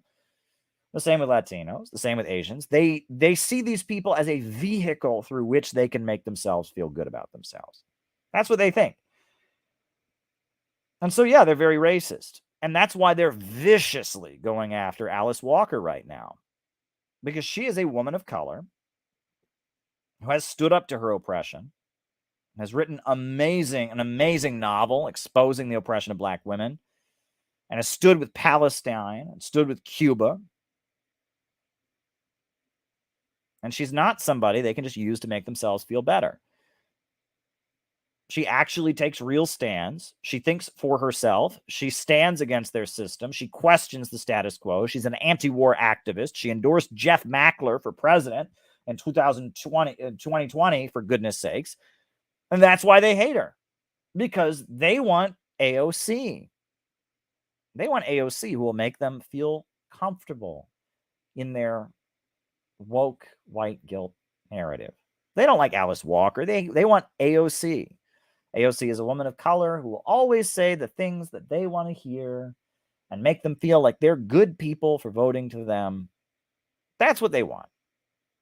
That's what they want. All right. And, I saw this firsthand when I was an activist. I saw this all the time. If a white person showed up and said, I'm against gay marriage, they'd be like, "Begone, Klansman! Get out of here, you evil person, you homophobe." And if a black person showed up and said, "I'm against gay marriage," they'd say, "Oh, of course you think that, you little black person. Oh, that's okay. That's cute." It was this condescending attitude. This is how the wokes are, because they're not a person. The black person who's against gay marriage, they're not a person. They're just a little oppressed victim that we get to feel good about ourselves for being leaders of. Whereas if the white person shows up and says, "I'm against gay marriage," they're a person. And then therefore they're a bad person. Begone, homophobe. Begone, racist. Begone, transphobe. I am a good person by condemning you. But if a black person shows up and says, "I'm against gay marriage," if there's rap music that has misogynistic lyrics, a black person enlists in the U.S. military, suddenly it's just, oh, they're not a person, they're a victim. So and it's like, no, at the end of the day, you should be able, if you're a communist, if you're a serious communist organizer, and someone comes to your office and they said, "You know what? I'm against gay marriage," you should be able to tell them why you are in favor of gay marriage and why you disagree with them. And you should be able to have a respectful conversation where you are able to state your views and you're able to listen to their views. And on top of that, you should find a way to find common ground with them in an economic struggle for justice despite that. Number one. And if a black person comes to your office and says that they are against gay marriage, you should be able to have a conversation with them and explain why you're for gay marriage and they're against it, and a respectful conversation where you listen to them and they listen to you, and you should be able to find common cause with them around economic justice. That's how people treat other people. That's how human beings treat other human beings, with respect. That's how human beings treat other human beings, with respect. And there's going to be disagreements, etc. But the wokes don't see the people they claim to be championing as people. They see the people they claim to be championing as victims. And when somebody comes along, like Alice Walker, like Chris Smalls, like the new Black Panther Party, like Minister Farrakhan, like Malcolm X, somebody comes along who's not there to make them feel good about themselves, but actually does think for themselves and actually does assert their politics and says, whoa, I stand with Palestine. Oh, they get really upset at that. Oh, they can't stand that. Makes them angry. No, your job is to make me feel good about myself. Shut your mouth, Alice Walker. Shut your mouth, Chris Smalls. Don't go on the Tucker Carlson show. Your job is to make me feel good about myself. So just shut up. Your job is to make me feel good about myself. That's how they think. AOC makes them feel good about themselves, makes them feel comfortable in their wokeism. Yes, that's right, AOC. Tell me why I'm superior to those hillbillies, those hillbillies in West Virginia. That's right. I'm a good white person, right, AOC, for donating to your campaign. Tell me how good I am, AOC. Oh, make me feel good about myself. Yes, it's amazing. That's what they want. And AOC loves to come out there and say systemic racism. Oh, I learned that in college. AOC said it. See how good I am. I'm amazing. AOC said my word. Oh, but when somebody comes along, like Minister Farrakhan or Alice Walker or Chris Smalls and says, no, I'm going to go on the Tucker Carlson show, or no, I'm going to have a book by someone you consider a conspiracy theorist on my shelf. Oh, these people lose their minds. How dare you? How dare you? And all of a sudden, these people, I mean, it's unbelievable, right? I mean, they're trying to get Alice. They have gotten Alice Walker banned from the Bay Area Book Fair. Now, do you think if Kamala Harris showed up at the Bay Area Book Fair that they would let her speak? Kamala Harris showed up at the Bay Area Book Fair and was like, I'm going to speak my memoir about being a California Attorney General. They would probably say, wow, that's great. Welcome, Kamala Harris. Even though she locked up all kinds of people of color, even though she's the vice president of U.S. imperialism, they'd be fine with that. These wokes would be totally fine with that. But Alice Walker, a revolutionary anti-imperialist who broke the rules, they want her banned. Right? I mean, these people would love it if Kamala Harris came to their book fair. They'd love it. The wokes would love it if Kamala Harris came to their book fair. But Alice Walker is banned because, she has a book on her shelf that was written by a guy who once talked to a guy who once said something that's reinterpreted as something. So therefore, it's bullshit. It's just a bunch of bullshit. Okay. And if they can do it to her, they can do it to anybody. And these people, yes, the wokes are racist. They are very, very racist. They see people of color. Great example, To Kill a Mockingbird, right?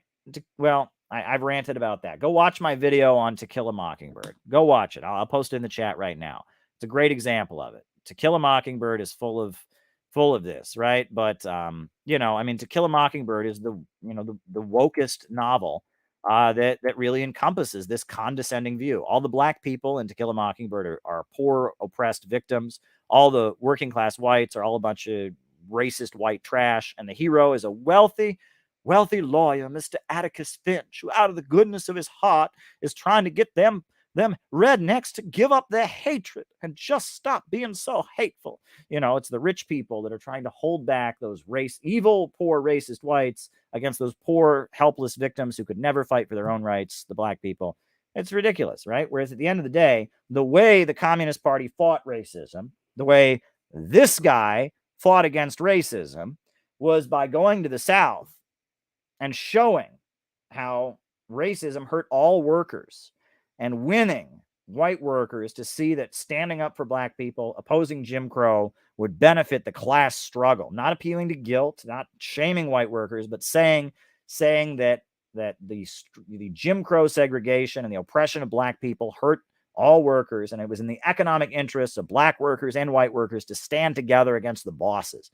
That was the mention. That was there. I'm going to pull up my To Kill a Mockingbird video and put it in the chat. Folks, one problem, I'll just mention this before we go on.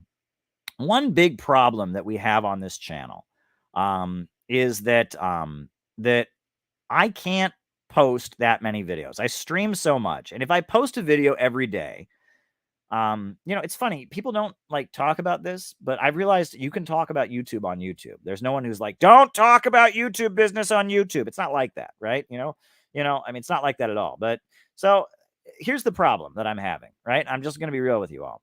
If I post a video and then I stream within the next few hours, you all don't get notifications. And that's a fucking problem, right? Because then you're not here to watch this. So there's a lot of really good segments that we do on this show. A lot of really good segments that we do on this show that I would like to clip. But I don't have the time to clip them because I would have to clip them in a time when I'm not about to stream. And so you'll notice often I'll stream and then I'll just dump a bunch of clips right after I stream. And that's a thing I can do so I can get them out there. But if you have a channel of your own and you like something that I say on this stream, please, I ask you to cut it, and post it on your own channel, right? That's what I'm asking you to do, because if I did that, if I cut every section of these streams that was good, I would post 100 videos a day, and I can't do that, right? I can't do that. So if there's something you like, cut it yourself. Please go ahead and cut it yourself. I am not going to sue you. I'm not going to report the video or try to take it down. I want you to do that. I really, really want you to do that. So if there's something you like, please cut it for yourself. And that'll help me. It'll get me in the algorithms out there. If you like it. Here's the clip on To Kill a Mockingbird, right? So please go ahead and cut it. And some people have done a great job with this, and some people even add graphics, or add music. I mean, people do creative things with it. Now, there's obviously people who do like silly stuff that I don't like, but if you can go ahead and clip sections of these streams that you like, you're helping this community. You're doing me a great favor. You're helping out the Center for Political Innovation. Other people have done that, and they've done it great. So if you are willing to, in a non-deceptive way, good point, make clips of this channel, I'm for it. I'm not against it. I'm not against it. All right. Very, very good. Very, very good. All right. What were we talking about again? All right. Florida, don't say gay bill. All right. Jimmy Dore saying anti-China stuff. Well, look, I mean, I don't agree with Jimmy Dore about everything. And I'm sure he doesn't agree with everything I say. Right. And that's okay. Right. And, look, Jimmy Dore is very concerned about the lockdowns. And right now in China, they're having very serious lockdowns. And I mean, and I know people in China that are not happy, Westerners who live in China are not happy with the lockdowns. And I know the Chinese government is very proud of how effectively they're doing the lockdowns. But, look, not everything in China is perfect. Not everything in China is perfect. There's a lot of corruption in China. Xi Jinping is doing a great job cracking down on it. There's a new layer of wealthy folks in China. There's a new layer of inequality. China has problems. So just being critical of China doesn't in and of itself make you pro-imperialist. But that said, I have a pro-China position. I think China is a socialist country that's standing up to the imperialists. I think that their Belt and Road Initiative is awesome. I think they are a socialist society. I'm a fan of the Chinese Communist Party. I'm pro-China. But, number one, there's room for criticism, like with any country. And number two, Jimmy Dore is not where I'm at, and that's okay. I respect Jimmy Dore. He's a great hero. I love Jimmy Dore, and we can disagree on things. That's okay. I haven't seen specifically what he said. I'll look into it. The Z in William Z. Foster stood for Zebulon. Yes. My understanding is that William Z. Foster was born William Edward Foster. That was his birth name. And he did not want to fight in World War I. So he legally changed his name in order to avoid getting drafted. And he put a Z instead of an E. And it never stood for anything. Zebulon is just the Greek letter for Z, Zebulon, right? And so he said it stands for Zebulon, which just means Z, right? That's all it was. Zebulon is a Greek letter. But the other thing is that one thing that I think is amusing is that William Z. Foster's opponents, his political opponents, used to accuse the Z. They said the Z stands for zigzag because he would change his positions a lot. That was the criticism that they had. But yeah, he was William Edward Foster was the name of birth. He was William Z. Foster, and no one knew what Z stood for. And if they asked him, he'd say Zebulon, which just is Z in Greek. All right. Why does the synthetic left feel threatened by non-woke progressives? Because they have a real ideology. Wokeism is largely just a game of follow the rules. That's really all it is. Follow the rules. And if you see somebody breaking the rules, tattle on them and shout, "Teacher, someone's breaking the rule. They're breaking the rule. I'm going to tell on you." That's all it is. So if people actually have ideology and actually understand this stuff with any depth and actually care, then they're a threat because they have something these people don't have, right? They have a depth of understanding and knowledge that these people don't have, and that's what scares them. The crisis of liberalism destroyed politics. Well, I mean, that's generally what happens is that liberalism, when it breaks down, when capitalism enters a crisis, it becomes more and more illiberal in an attempt to stabilize capitalism. And that's the natural decay of the capitalist system. Bonapartism, capitalism in crisis, the falling rate of profit. That's kind of basic Marxism. So yes, politics is getting more and more illiberal as, the wokes want to outlaw anyone who disagrees. A risk of a large split in the left. I wouldn't put it that way. We're already not the left. If you're a genuine Marxist, you're not, the wokists, they call themselves left, and we're something different. And we need to come to terms with that. We are something different. You know what I mean? We are something different. If you, are supporting Chris Smalls and supporting Alice Walker right now, you're something different than the people that are, that are trying to get Turning Points USA chapters banned on their campuses, and, I mean, you're different. You're something different. Yeah. I mean, real Marxism is different than the synthetic left. Compile old CP interviews, Chaya asks. A great place to go check out old Communist Party interviews is the Tamament Library of NYU. They have many hours of interviews, and some of them are even posted online. I think there's an interview with Dorothy Healy, who was leader of the California Communist Party for a long time. There's a lot of archival material they've actually put up online, but the NYU Tamament Library is the biggest source for communist archival material that you can find. Most problematic socialists other than Pol Pot. That would be the Gang of Four in China. The Gang of Four in China, I would say, were the most problematic. The Gang of Four in China, they said that that China could transition to a higher stage, to communism in poverty. They wrecked the Chinese economy. They made life hell for China's working people. The Cultural Revolution under their leadership, after the fall of Lin Biao, the Cultural Revolution under their leadership really became a real nightmare. So that's who I would say was after Pol Pot. They were the most dangerous. Lira's disappearance, when they say he posted racist stuff on Twitter. Again, you need to ask people, so should we have the death penalty for posting racist stuff on Twitter? I mean, is that what these people believe? That's what they're saying if they say that. Now, this Lira guy, he was a journalist who was, anti-imperialist, critical of the Ukrainian government, was in Ukraine posting things, and he's disappeared. No one knows where he is. And we all hope that, there's a slim chance that he might still be alive, that the Ukrainian Nazis haven't killed him.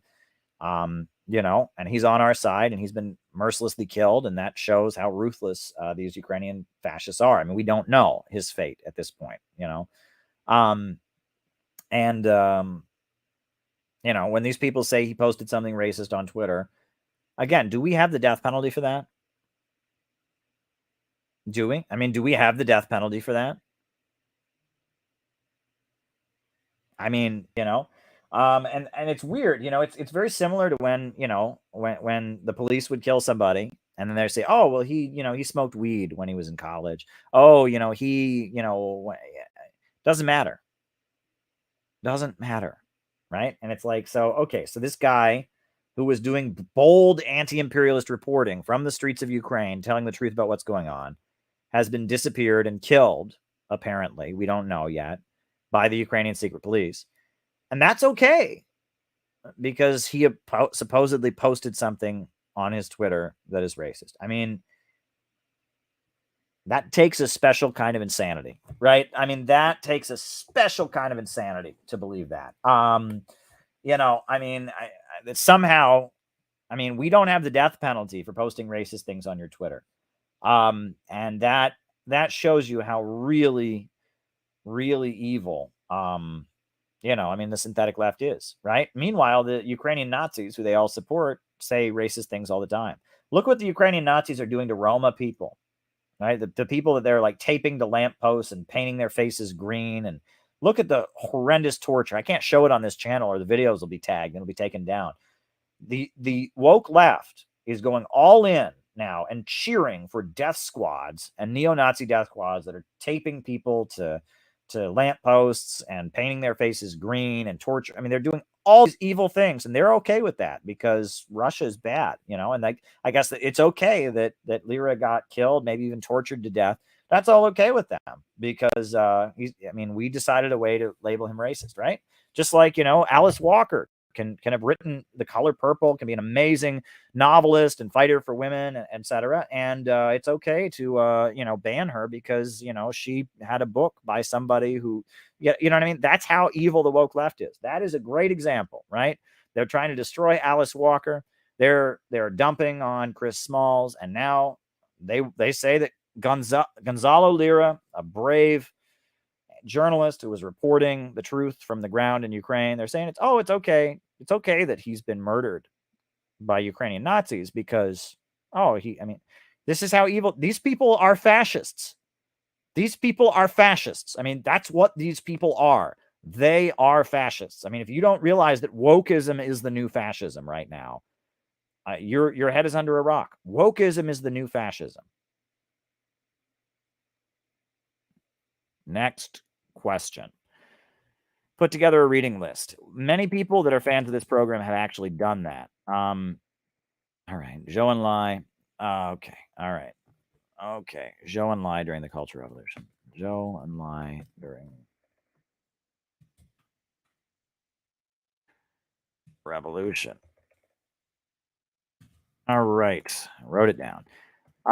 Putting a lot of people that are fans of this have done that. I believe Class Analysis, Ryan Class Analysis, has put together a great reading list. He's with the CPI Educational Committee. Maybe we ought to post that on the website, on the CPI website, like a reading list, right? Maybe we should do that. That's one thing we ought to talk about at our next meeting. Because yeah, Class Analysis, Ryan has made a great reading list, and we ought to have it out there.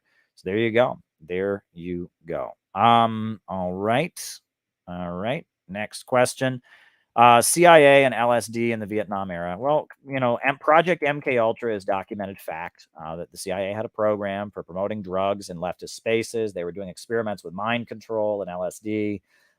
There's a lot that's been published about it. A lot of things have been published about the CIA and drugs. Project MK Ultra. And I'm sure if you bring it up, people just go, "That's a conspiracy theory." No, it's a fact. The Congressional Church Committee talked about it. They were running around San Francisco dosing people just to see what would happen. They went to prostitution houses and lured people and gave them LSD, against their wishes. And there's many examples of the CIA. There's a great book about Charles Manson. Here's the list that Ryan made, by the way. There's a great book about Charles Manson and how he was involved with CIA experiments that was published. It was like a best-selling book from a mainstream publisher. And if you ever bring this stuff up, people just go, "That's a conspiracy theory. You made that up." And it's just like you can say that to anything, right? If you don't agree with something, it just suddenly becomes not true, and you just call it conspiracy theory, and then suddenly it, it's like, no, Project MK Ultra is a fact. You can Google it. What do you think of Matthew? Hold up. What do you think of Matthew of the Green Party running in North Carolina? He was interviewed on Lee Camp today. Haven't heard it. I'll have to go watch the interview. I haven't heard of him. Haven't heard about it. The wokes attacking Alice Walker are the same wokes defending Ukrainian Nazis tearing down monuments to those who liberated Auschwitz. You were exactly right, John. You were exactly right. You hit the nail on the head. These people are okay with fascism as long as it serves imperialism. And if you are against imperialism, no matter who you are, even if you're Alice Walker, they will find a way that you're racist and sexist and you deserve to be beaten up and killed. I mean, it's nuts. It's utterly nuts. And if you cannot, and that's the problem with like Luna, right? Luna Oy, she thinks that she can play ball with these people. She doesn't understand this, right? These people, she was very friendly to me, and then all of a sudden, out of the blue, she's blocked me. She's hoping she can appease these people. You can't. Nothing you ever say is enough for these people. When I was in Occupy Wall Street, these people said Occupy Wall Street is racist because it should be decolonize Wall Street because that's on Indian land. I've had people tell me no one ever stops progressive struggles. No one ever stops progressive struggles with this stuff. Yes, they do. All the time they do. All the time they do. Why did communists distinguish between the proletariat and the peasantry? Isn't this unproductive division? I'll talk about that. Good question. These are good questions. All right. Why distinguish in proletariat and peasantry? Very good. All right. But yes, the CIA LSD programs. Read Search for the Manchurian Candidate, by John D. Marks. That's a great book. Read the Poisoner in Chief by Stephen Kinzer. That's also a very good book. You can read, there's a lot that's been written about it. I mean, it's well documented fact, but I'm sure, if you bring it up, they just go, "That's a conspiracy theory." I mean, it's just like, what do you say to that? I mean, you're like, I've got documents. There's all these well-published books about it. No, that's a conspiracy. Okay. Wokeism does not care about people in poverty. You are exactly right. It doesn't care about people in poverty. It does not. If you want a union, if you want a raise in your jobs, if you want class analysis, you're a, quote, class reductionist and you deserve to be canceled, right? I mean, that's how these people operate. Medicare for All marches were a red-brown alliance because, oh my gosh, there's people there who don't agree about something. I mean, it's this stuff. They don't care about people that are poor, whether they're black, white, Arab, Asian, or Latino. They don't care about them, right? I mean, all they care about is this kind of emotional, emotional, crying, guilty, thing that they're doing where, everyone they disagree with is a Nazi, and they really don't care. They really don't care about the class struggle, the working class, bringing people together, tearing down racism and divisions between people. They don't care about that. All right. Zhou Enlai's role during the Cultural Revolution. Zhou Enlai was an important figure. He was like the foreign minister of China. He was the guy who was kind of the director of the international relations of the Red Army. He arranged for Edgar Snow to come interview Mao Zedong. They wrote the great book Red Star Over China. Zhou Enlai was a really dynamic figure. And his credentials were massive. I mean, he was Mao's right-hand man. He was on the Long March. So the Gang of Four had a really hard time going after him. And he was critical of what the Gang of Four were doing. And he was somebody who was known to, every so often, the Gang of Four would be going after somebody, and he would step in and protect them. Very famous incident was the glass snail incident, where in China, there was a group of students who went to the United States. And they went to a factory in the United States that was making color televisions. And they came back to China, and they had a proposal. It was a very good proposal. They said, look, the USA won't sell color televisions to any communist countries. They won't sell them to Russia or Eastern Europe or Poland or any of these countries, right? We in China, we could start making color televisions. And we could partner with this American company, and we could make color televisions, and we could supply them to the communist countries. Right? That's a great idea. Great idea, right? And that's like an opening. And that, color televisions were a new invention back then. This was the 1970s. And they came out with this proposal. And then the American Color Television Company gave them all a gift. A gift. Macron or Le Pen? All right. Gave them all a gift. And the gift was a snail made out of glass. So they came back to China, and they had this proposal. Why don't we? You can Google this. Google the glass snail incident. I didn't make this up. I mean, it's a well-documented incident. And they said they had this proposal. Well, Mao's wife, who was one of the Gang of Four, said no, and she denounced these students. And she said that wanting to make color televisions, that's bourgeois. We would never want disgusting things like color TVs in China, and to even propose that is disgusting. And that snail that they gave was actually a mockery of China. And it said that China is a slow country that moves slow like a snail. And she was ready to just go after these students. Well, Zhou Enlai stepped in and protected them and said, well, I'm going to investigate. He said, no, the snail was not an insult. You're wrong. And he protected these students. But, Mao's wife prevented China from making color televisions. Imagine how great that would have been. China at that point in the 70s started making color televisions and selling them to, Poland and Czechoslovakia and countries like that. That would have been good for China. It would have been great. It would better connection between socialist countries. Maybe it would have overcome some of the Sino-Soviet split and some of the divisions.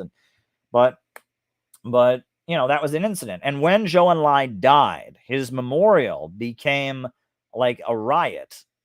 Because a lot of the intellectuals and students who felt threatened by the Gang of Four, they saw Zhou Enlai as their protector.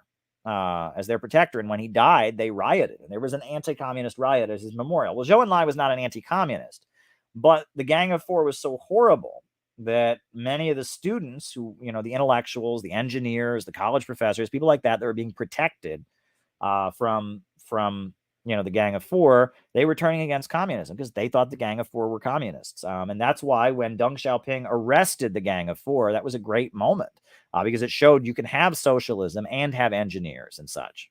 So there you go.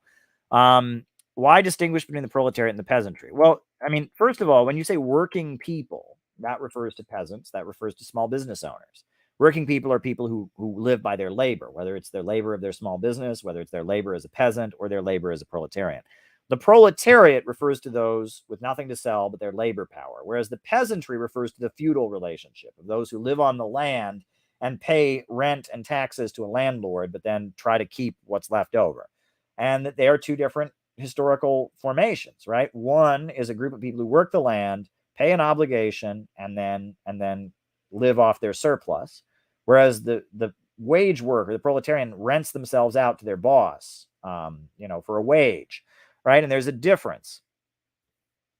What if China never adopted Deng's reforms?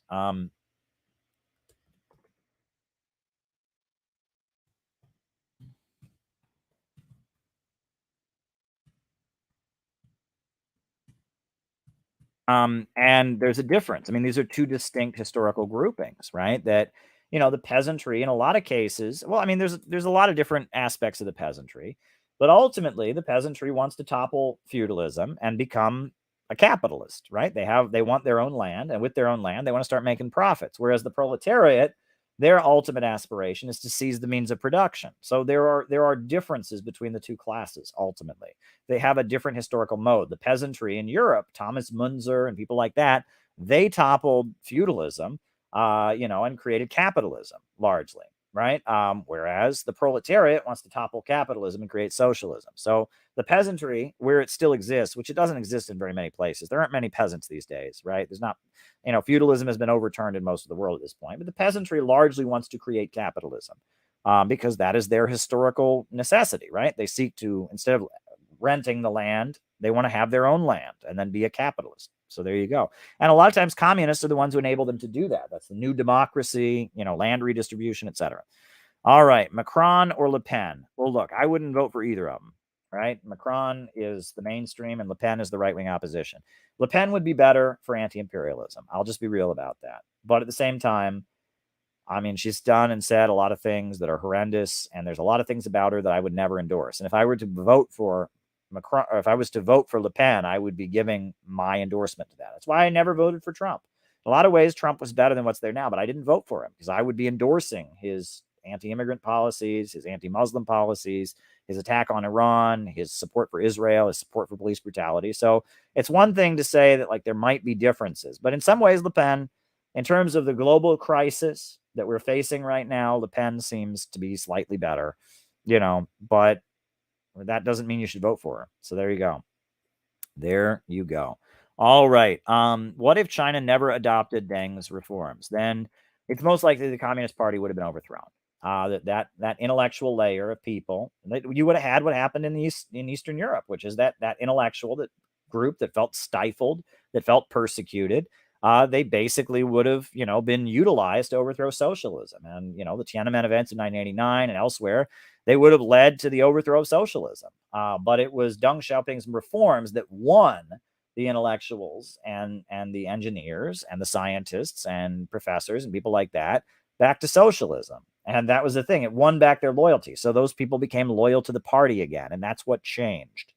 And that's the difference. And that's the important thing to keep in mind. So there you go.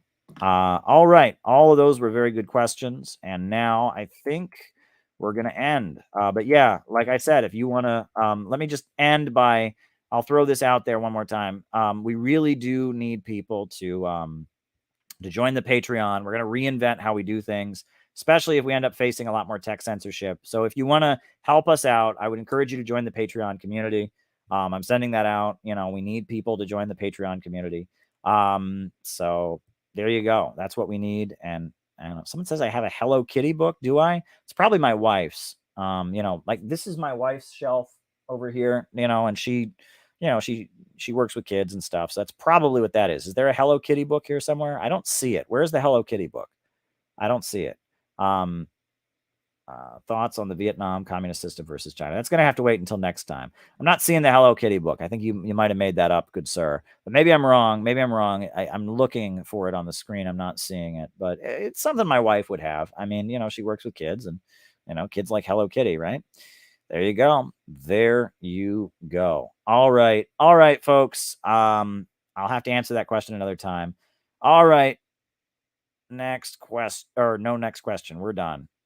Upsurge in the struggle against U.S. imperialism is now emerging throughout the world.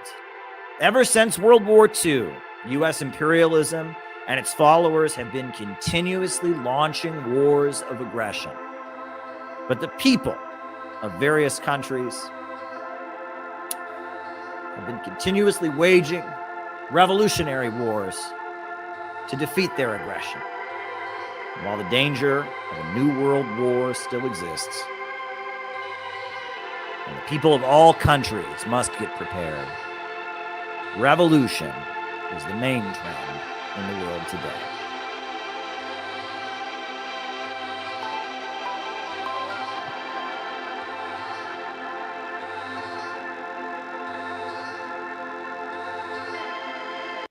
The danger of a new world war still exists.